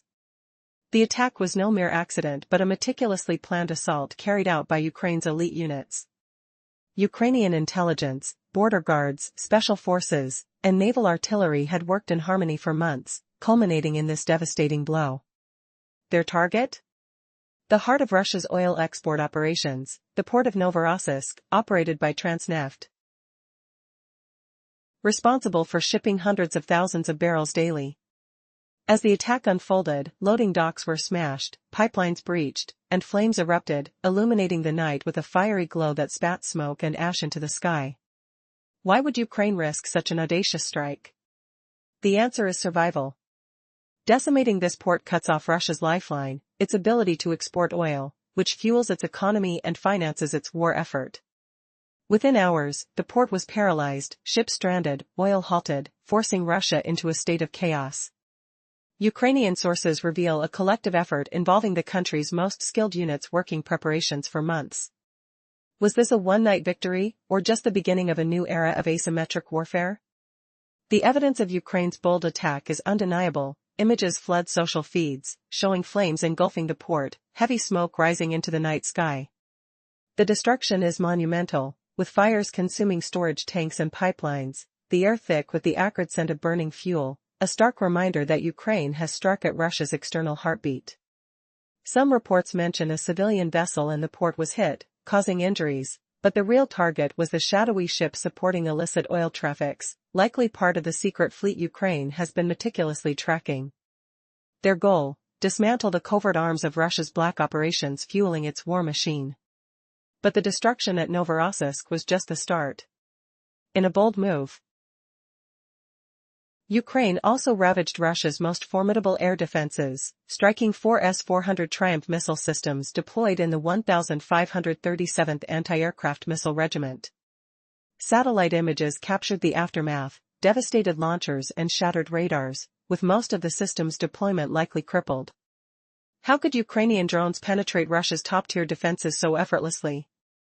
Were these systems already vulnerable, or did Ukraine's tactics outsmart them? The high stakes are clear: if these defenses falter, Russia's skies could fall into chaos. In the wake of the strike, Russia's defenses are fraying. Once lauded as among the best in the world, the S-400 systems have been exposed, torched in just a single night of Ukrainian precision. If 4 are damaged, what about the rest? Russia's entire system of air defense is supposed to be impenetrable, yet Ukraine's drones proved otherwise. The destruction of multiple launchers and command posts hints at a vulnerability that could leave Russia exposed to further attacks. The implications are staggering. Can Putin rebuild what was lost before Ukraine strikes again? What does this mean for Russia's military dominance? The S-400 is designed to counter aircraft, ballistic missiles, and drones, yet on November 14, the most elite defenses failed spectacularly. Are these systems overhyped, or has Ukraine's ingenuity rendered them ineffective? Given the high costs and the strategic importance of these weapons, their loss could signal a profound shift in the balance of power. Has Ukraine rewritten the rules of engagement, proving that even Russia's finest defenses are no match for determined, well-coordinated attacks? As Ukraine strikes echo across the Black Sea and beyond, the stakes grow higher. Russia's once formidable military reputation hangs by a thread. The question remains: can the Kremlin adapt and repair in time, or are these devastating blows a warning of a future where Russia's naval and air dominance is nothing more than a memory? With each fiery explosion, the question lingers: how far can Ukraine go before Russia's defenses crumble entirely? The Black Sea battlefield is transforming into a crucial turning point, one where skill, technology, and daring shape the future of regional dominance. The coming days will reveal whether Russia can recover from this relentless assault or if Ukraine has lit a fuse that will ignite lasting changes in the entire conflict. Will Russia's weakened fleet and shattered defenses be enough to hold back Ukraine's relentless push? Or is this the beginning of a new chapter that could finally bring victory to Ukraine after years of struggle? What if Vladimir Putin's empire is crumbling so badly that even a pariah nation like North Korea had to rush in with troops and missiles? Imagine the humiliation, forcing Pyongyang to send thousands of soldiers to patch up Russia's front lines after Ukraine's lightning raids exposed Moscow's incompetence. It's fair to say that Russia's control over the Black Sea has completely collapsed. What was meant to be a showcase of naval dominance has turned into a graveyard for its fleet. Ukraine's strikes and drones wiped out a third of the dreaded Black Sea fleet, leaving gaping holes for Kyiv to exploit vital ports shipping Putin's precious oil. On November 14, Ukraine seized the moment, smashing through defenses to obliterate a key stronghold. Their first triumph? An entire oil terminal in flames. Building on that shocking Black Sea devastation where Ukraine torched Russia's oil lifeline in Novorossiysk, let's dive deeper into how Putin's desperation exposed his weaknesses. Did you know North Korea escalated its support from empty promises to real boots on the ground and arms shipments? Pyongyang flooded Russia with advanced weapons like M1989 Koksan self-propelled howitzers and M1991 multiple rocket launchers, plus thousands of troops, including elite special forces, bomb disposal experts, and even construction crews rebuilding battered infrastructure in the Kursk region after Ukraine's brief takeover.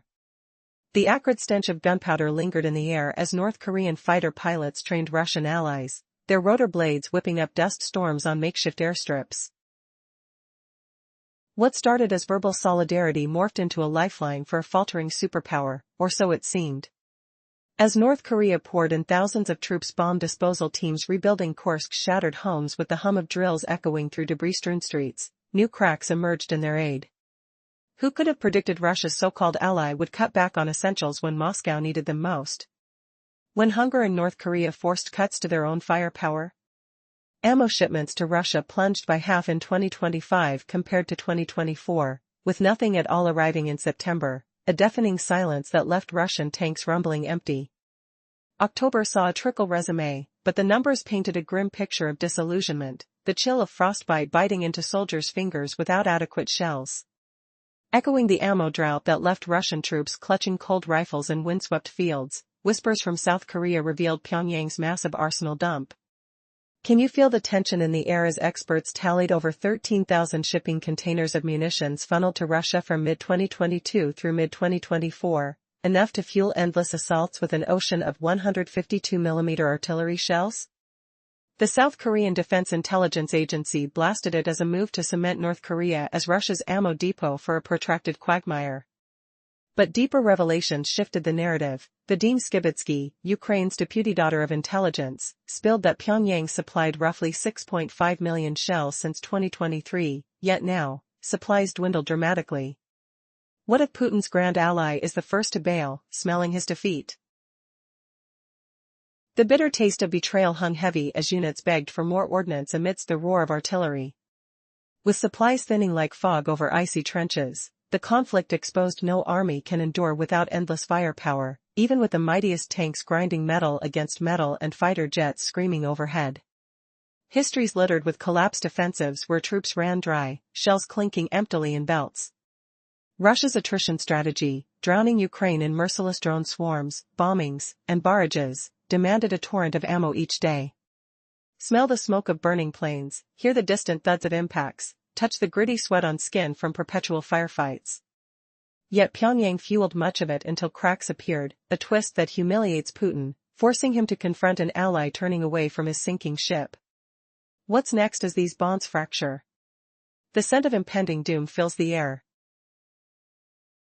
The story takes a shocking turn as we uncover why North Korea's aid to Russia is shrinking rapidly, threatening Moscow's war efforts. It's a story filled with dwindling supplies, desperate measures, and a looming crisis that could change the military balance forever. Are North Korea's secret weapons and massive arsenals about to run dry at the worst possible moment? If you thought weapons supplies were unlimited, think again. According to Vadim Skibitsky, Ukraine's deputy chief of defense intelligence, North Korea has been a crucial supplier of artillery shells to Russia since 2023. For a time, millions of rounds poured into Moscow's war machine. But now? The supply line has nearly dried up. In 2025, the amount of ammunition arriving in Russia has fallen by approximately 50% compared to 2024. Imagine the scene, vast warehouses once overflowing now eerily quiet. No shipments in September, only sporadic deliveries in October. What's causing this sudden drought? The answer might be terrifying. The primary reason is straightforward: North Korea is running out of stockpiles. Back in 2022, North Korea had enormous caches of Soviet-style shells, enough to fuel a massive war effort. Factory activity was intense, churning out munitions to support Russia's push into Ukraine. Those caches, however, are rapidly vanishing. Russia's relentless fight used up around 20,000 artillery shells daily in late 2022. To sustain that, Moscow set a target of firing about 5.5 million shells each year, a staggering number even for a superpower. The reality? Russia can only produce roughly 3 million shells annually. That's why Moscow turned to Pyongyang, to keep up the supply. For a time, North Korea kept pace, but the war's prolongation is taking a toll. Now, the supply chain is under threat. The question is, will North Korea's dwindling munitions force Russia to change tactics? Or is Pyongyang looking elsewhere for resources, perhaps even redirecting its military focus? If the world's most secretive nation is struggling to sustain its military support, what does that mean for the global balance of power? Every day, the ticking clock brings closer the moment when Moscow's war machine might grind to a halt. The story is far from over, and its twist could shatter everything we thought we knew. Russia's failure to control the Black Sea has turned what was once a strategic advantage into a nightmare zone. The once safe waters, intended as a showcase of naval power, are now a sinking ground for its ships.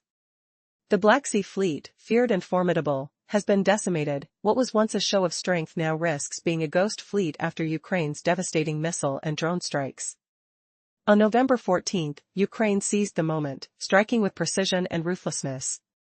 They cleared the paths Russia thought impregnable, smashing through defenses with a combined effort of elite units. Ukrainian forces launched a fierce bombardment, drones, Neptune missiles and meticulous coordination, targeting key assets along the coastline. One of the biggest hits was the Novorossiysk port, a vital hub run by the Russian pipeline company Transneft, responsible for a significant portion of Russia's oil exports. That night, the port was engulfed in flames. The attack was a bold, well-planned strike, an orchestrated night assault that tore through pipeline infrastructure, damaged loading facilities, and ignited a blaze that lit up the night sky. Fires raged, smoke billowed, the scent of burning oil filled the air, a visceral reminder of Ukraine's brutal efficiency. Reports suggest at least one civilian vessel was caught in the chaos, injured and hospitalized, though some skeptics argue that the damage was inflicted upon the Shadow Fleet, the covert vessels that ferry illicit oil earnings. The aftermath was devastating. Satellite images and vivid footage revealed the sprawling fiery inferno, massive plumes of smoke billowing into the night. The entire terminal was crippled, shutting down operations entirely. For Russia, this was no minor setback, it's a direct strike at its energy exports and economic lifelines. But the destruction didn't stop there. Ukraine's precision didn't just take out fuel ports but dismantled Russia's most critical air defenses. Highly touted S-400 systems, believed to be some of the world's best, were obliterated in a single night. Images surfaced showing 4 launched missiles destroying multiple S-400 batteries, part of an entire regiment. The figures are staggering, about 12 launches at the site, with most severely damaged or completely destroyed. This was a blow that could set Russia's air defense capabilities back by months. How did Ukraine pull such a feat? It wasn't just luck. It was a hammer blow delivered with calculated precision, drones, targeted at the most vital points, attacking the very core of Russia's shield. Satellite images from early November, just days before the strike, confirmed the destruction. This stealth assault revealed a shocking vulnerability in Russia's most heavily armed systems. The S-400 Triumph was touted as nearly invincible, capable of intercepting aircraft, ballistic missiles, and drones. Or so Russia claimed. Yet, the proof is in the destruction, the truth that Ukraine's drones, smaller and more agile, can overcome these supposedly impregnable systems. Now, questions loom. Are Russia's defenses overrated? Are the claims of their invincibility just propaganda? The consequences may be profound. If 4 of Russia's premier air defense systems are gone, what does that mean for Ukraine's future offensives? Could this result in a cascade of vulnerabilities? Satellite images indicate that up to 8 more S-400s may be compromised, leaving Russia's defenses in tatters. Such losses threaten to leave key air defense positions inactive for repairs, a costly delay for Putin's military machine. In the past, Russia relied heavily on these systems, especially the S-400, to safeguard its skies. Allegedly capable of shooting down everything from aircraft to missiles, they formed the backbone of Moscow's missile defense strategy. Now, Ukraine's success exposes their real fragility, an alarming insight into the limitations of Russia's military boasts. Do these setbacks point to a broader vulnerability? Are Russia's lofty claims about their defenses just puffed-up tales? Is Ukraine's small, agile drone fleet finally proving that the invincible defenses are more fragile than they appear? The coming days will reveal if this is an isolated attack or a turning point that could reshape the war's balance. One thing is certain, Ukraine's daring night operation shattered illusions and sent a clear message. The Black Sea, once a symbol of Russia's dominance, is now a broker of their vulnerability. How much longer can Moscow pretend its defenses are unmatched? The answers will unfold in the dark, fiery nights still to come. Can you imagine the mighty Russian Empire, once feared the world over, now begging for broken bullets from pariahs? The stench of desperation hangs heavy in the air as Vladimir Putin's forces crumple under a barrage of flawed shells, their sharp cracks echoing like hollow taunts across the battlefield. This grim tale began with Russia's frantic scramble to arm its troops, plunging it into a vortex of incompetence and humiliation. Picture the iron grip of skilled labor shortages strangling Russia's war machine, each missed beat a reminder of its crumbling foundation. Factories echo with the clatter of desperate measures, where tanks roll out flawed and fragile.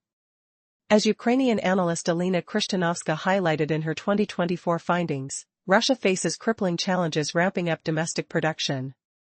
It wastes precious time and resources patching up subpar munitions, or worse, shoving them straight into the hands of beleaguered brigades hoping for the best. The acrid smoke of welding torches fills the air, the rough textures of hastily forged metal grating under rough palms, as convicts from a nearby prison toil at Uralvagonzavod, a tank giant desperately trying to bridge its 250-worker gap. Is this the pinnacle of a superpower's ingenuity, or just another nail in its coffin? Yet the nightmare deepens, with Russia leaning on a ragtag bunch of allies to stave off disaster.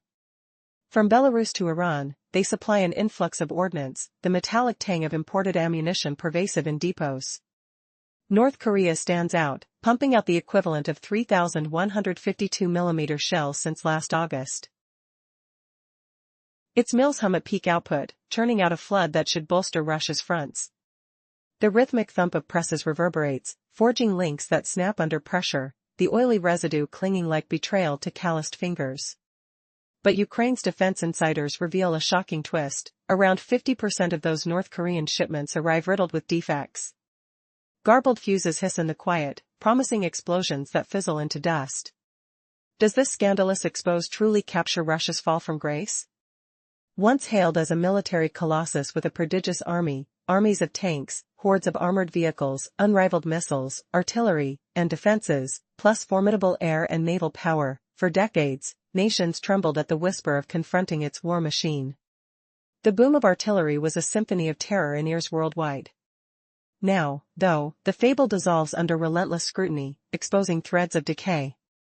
Russia not only stalls in Ukraine against a foe far tinier, but sinks to the abyss of acquiring second-rate, defective rounds from its dwindling circle of supporters. The bitter aftertaste of failure lingers, a humiliating expose in today's global theater.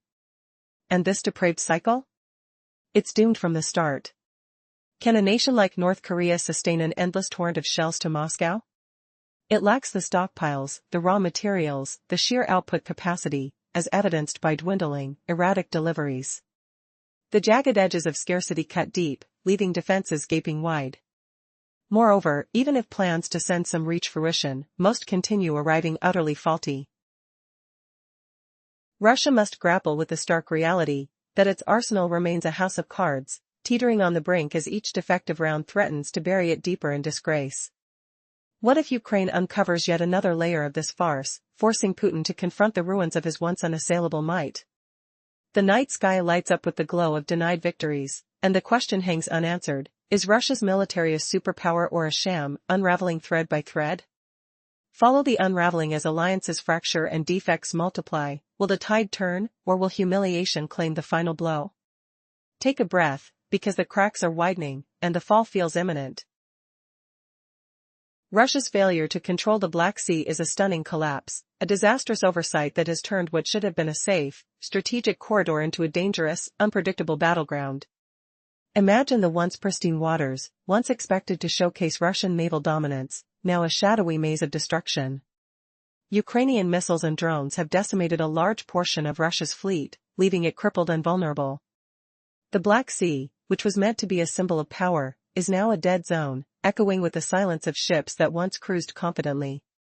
On the night of November 14, a bold strike shattered this illusion. Ukraine unleashed a relentless barrage, drones soaring through the night sky, piercing the darkness with terrifying precision.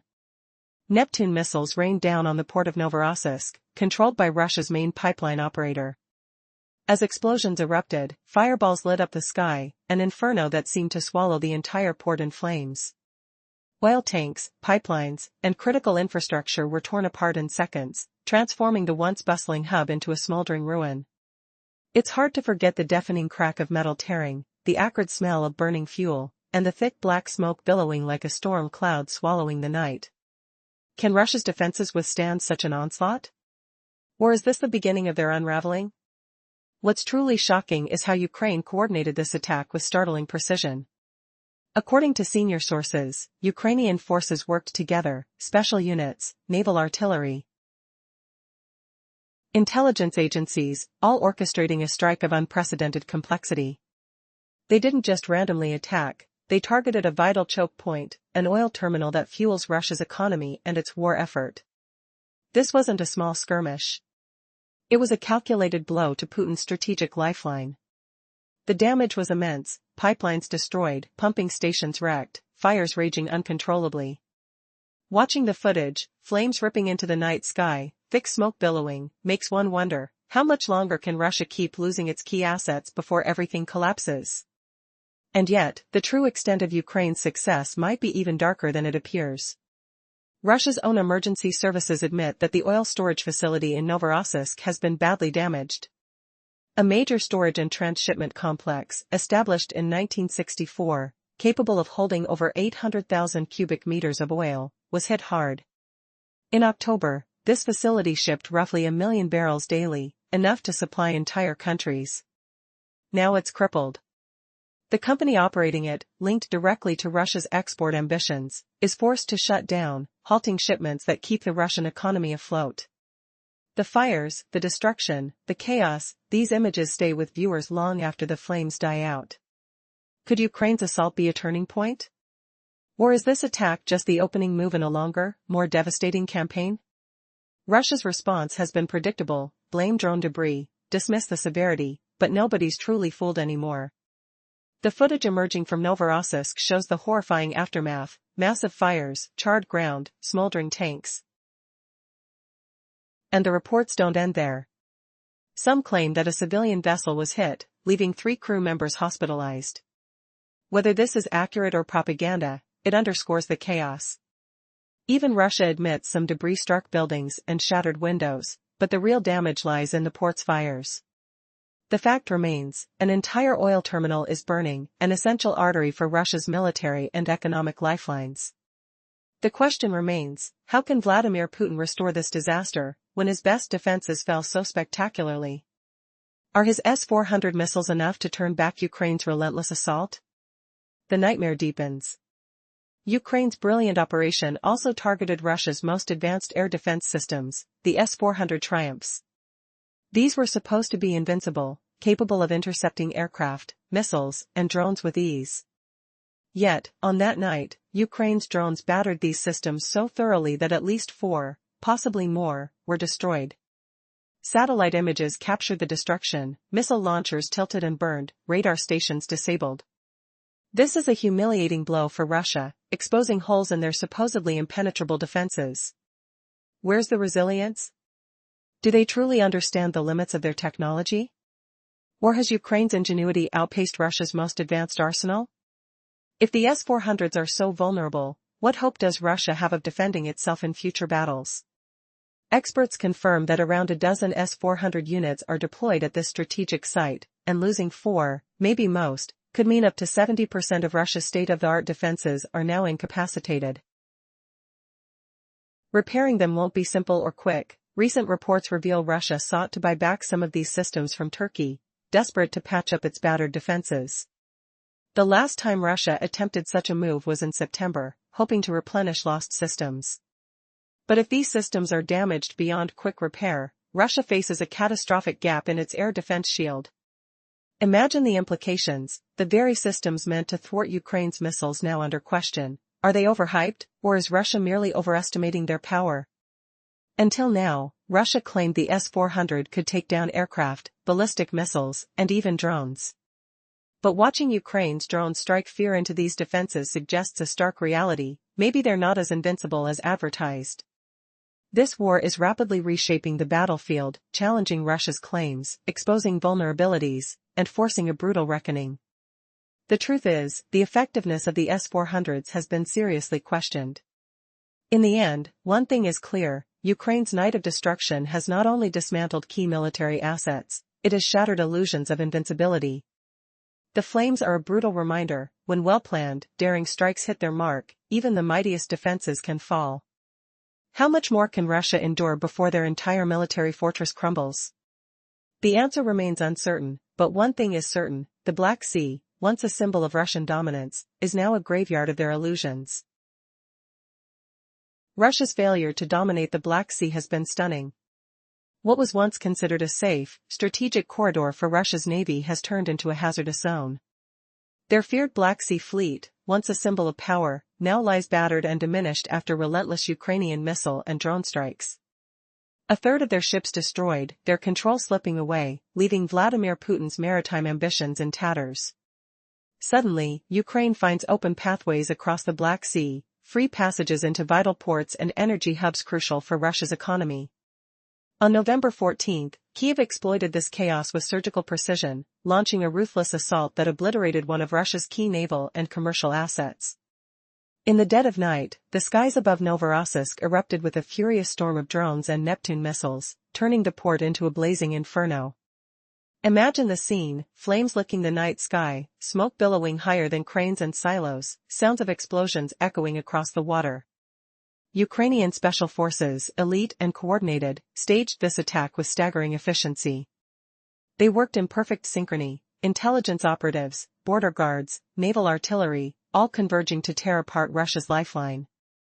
This was no random strike, it was a well-planned, devastating blow to Ukraine's adversaries. The damage was catastrophic. Entire loading docks scorched, pipelines shattered in an inferno. Massive fires cast an ominous glow, illuminating the chaos and destruction. One report claimed that a civilian vessel may have been hit, injured, and hospitalized, though confirmation remains elusive. Still, pictures flood in, images of blazing tanks and billowing smoke, showcasing the true scale of Ukraine's harrowing success. But the real shock? Russian authorities admit the hit on the vital Cheskry's transshipment complex.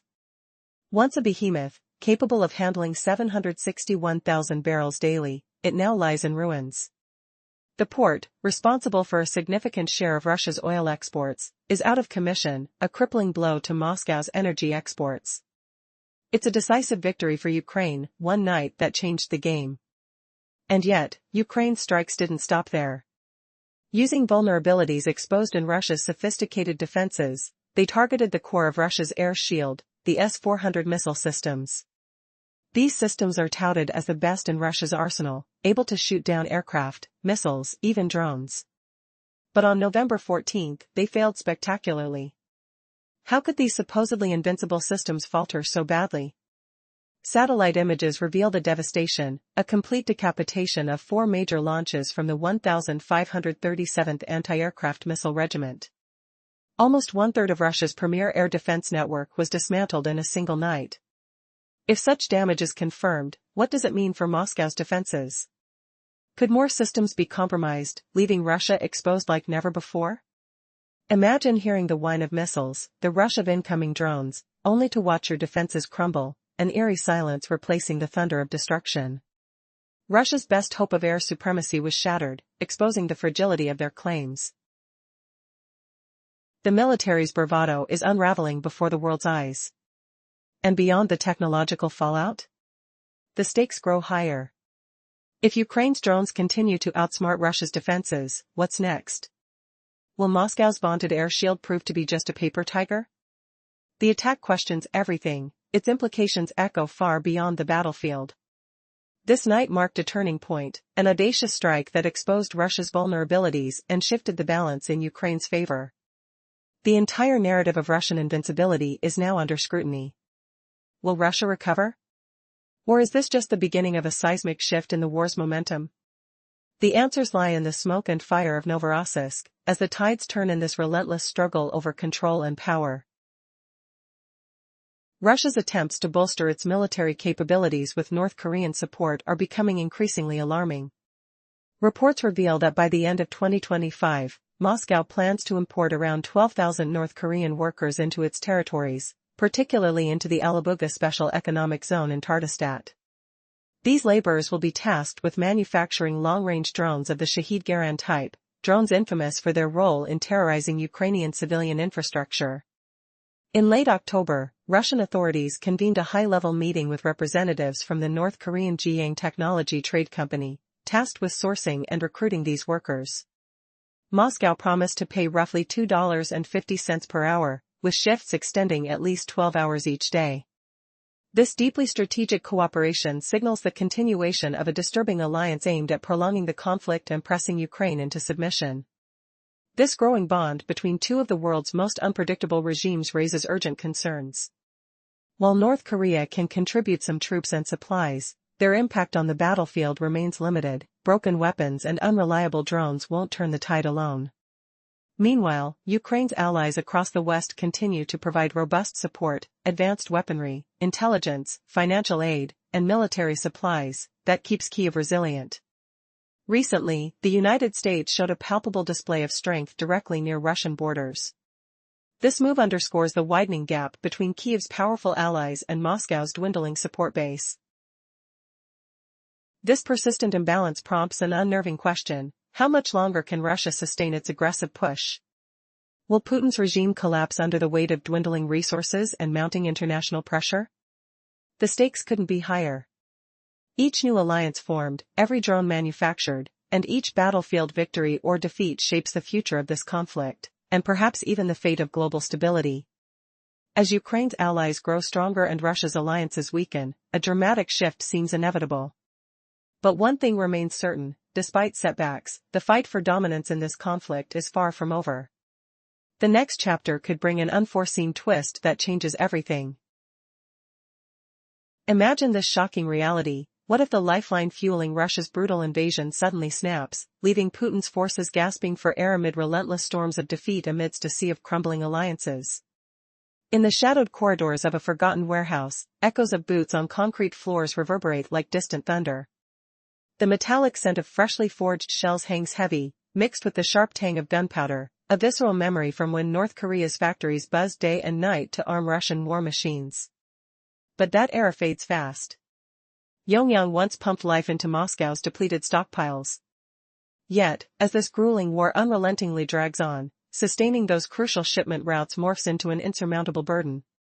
The second underlying force eroding the stream of ammunition from Pyongyang might stem from the leadership's diversion toward more urgent demands elsewhere. Picture the shift in focus now. Not long ago, this regime showcased its pinnacle weapon, the Hwasong-20 intercontinental ballistic missile. Allegedly the ultimate force, it spans 9,300 miles. 15,000 kilometers.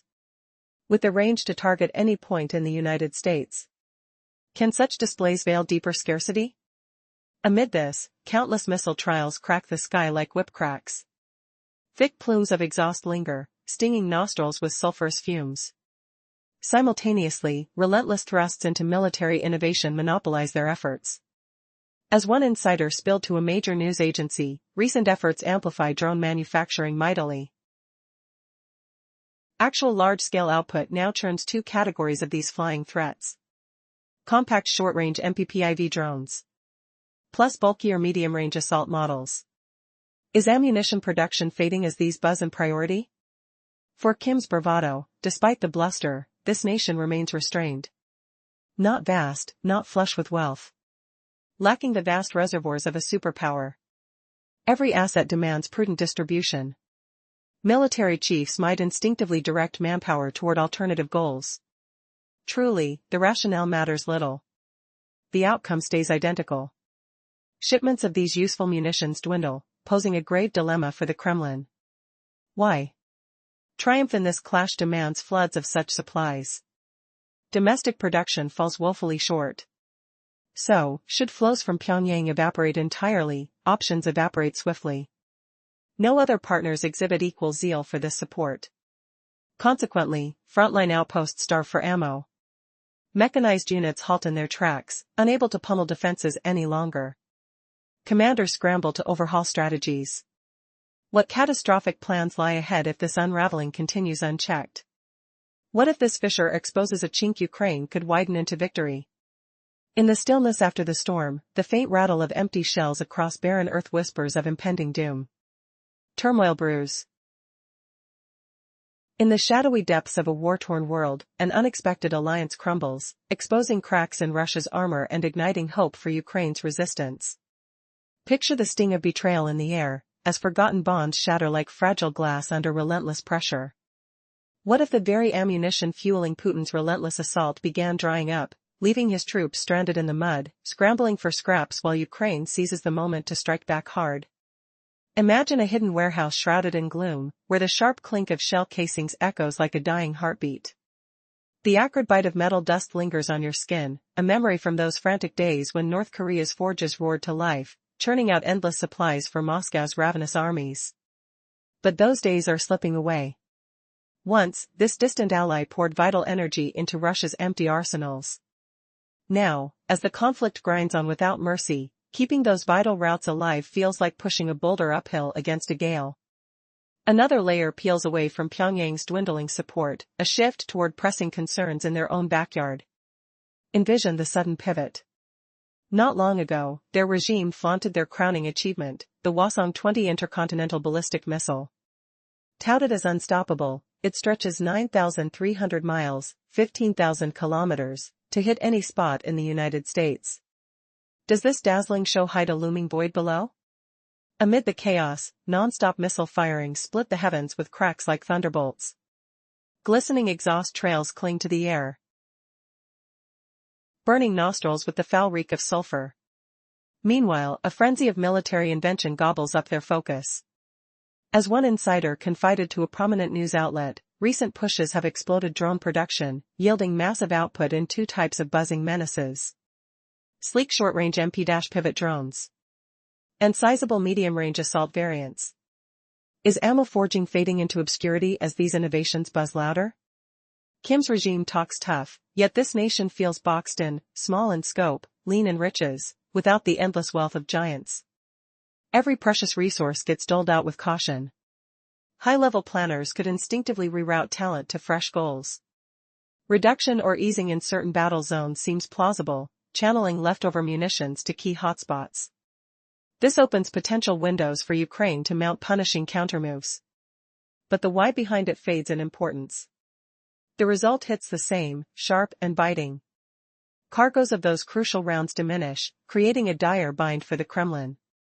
Why does it matter? Victory in this brutal clash devours mountains of such material. Homegrown output lags far behind. If Pyongyang streams vanish completely, alternatives die out fast. No other allies match their fervor for this aid. Frontline troops run dry, armored units grind to a halt, powerless to breach stubborn lines. Leaders thrash for new tactics. How deep could the fallout plunge if this erosion spirals uncontrolled? Of a sudden, that crack yawns wider, offering Ukraine a shocking chance to hammer the final nail into Russia's faltering war machine? In the eerie hush after the blast, the soft clatter of hollow casings rolling over cracked earth, murmurs of chaos brewing.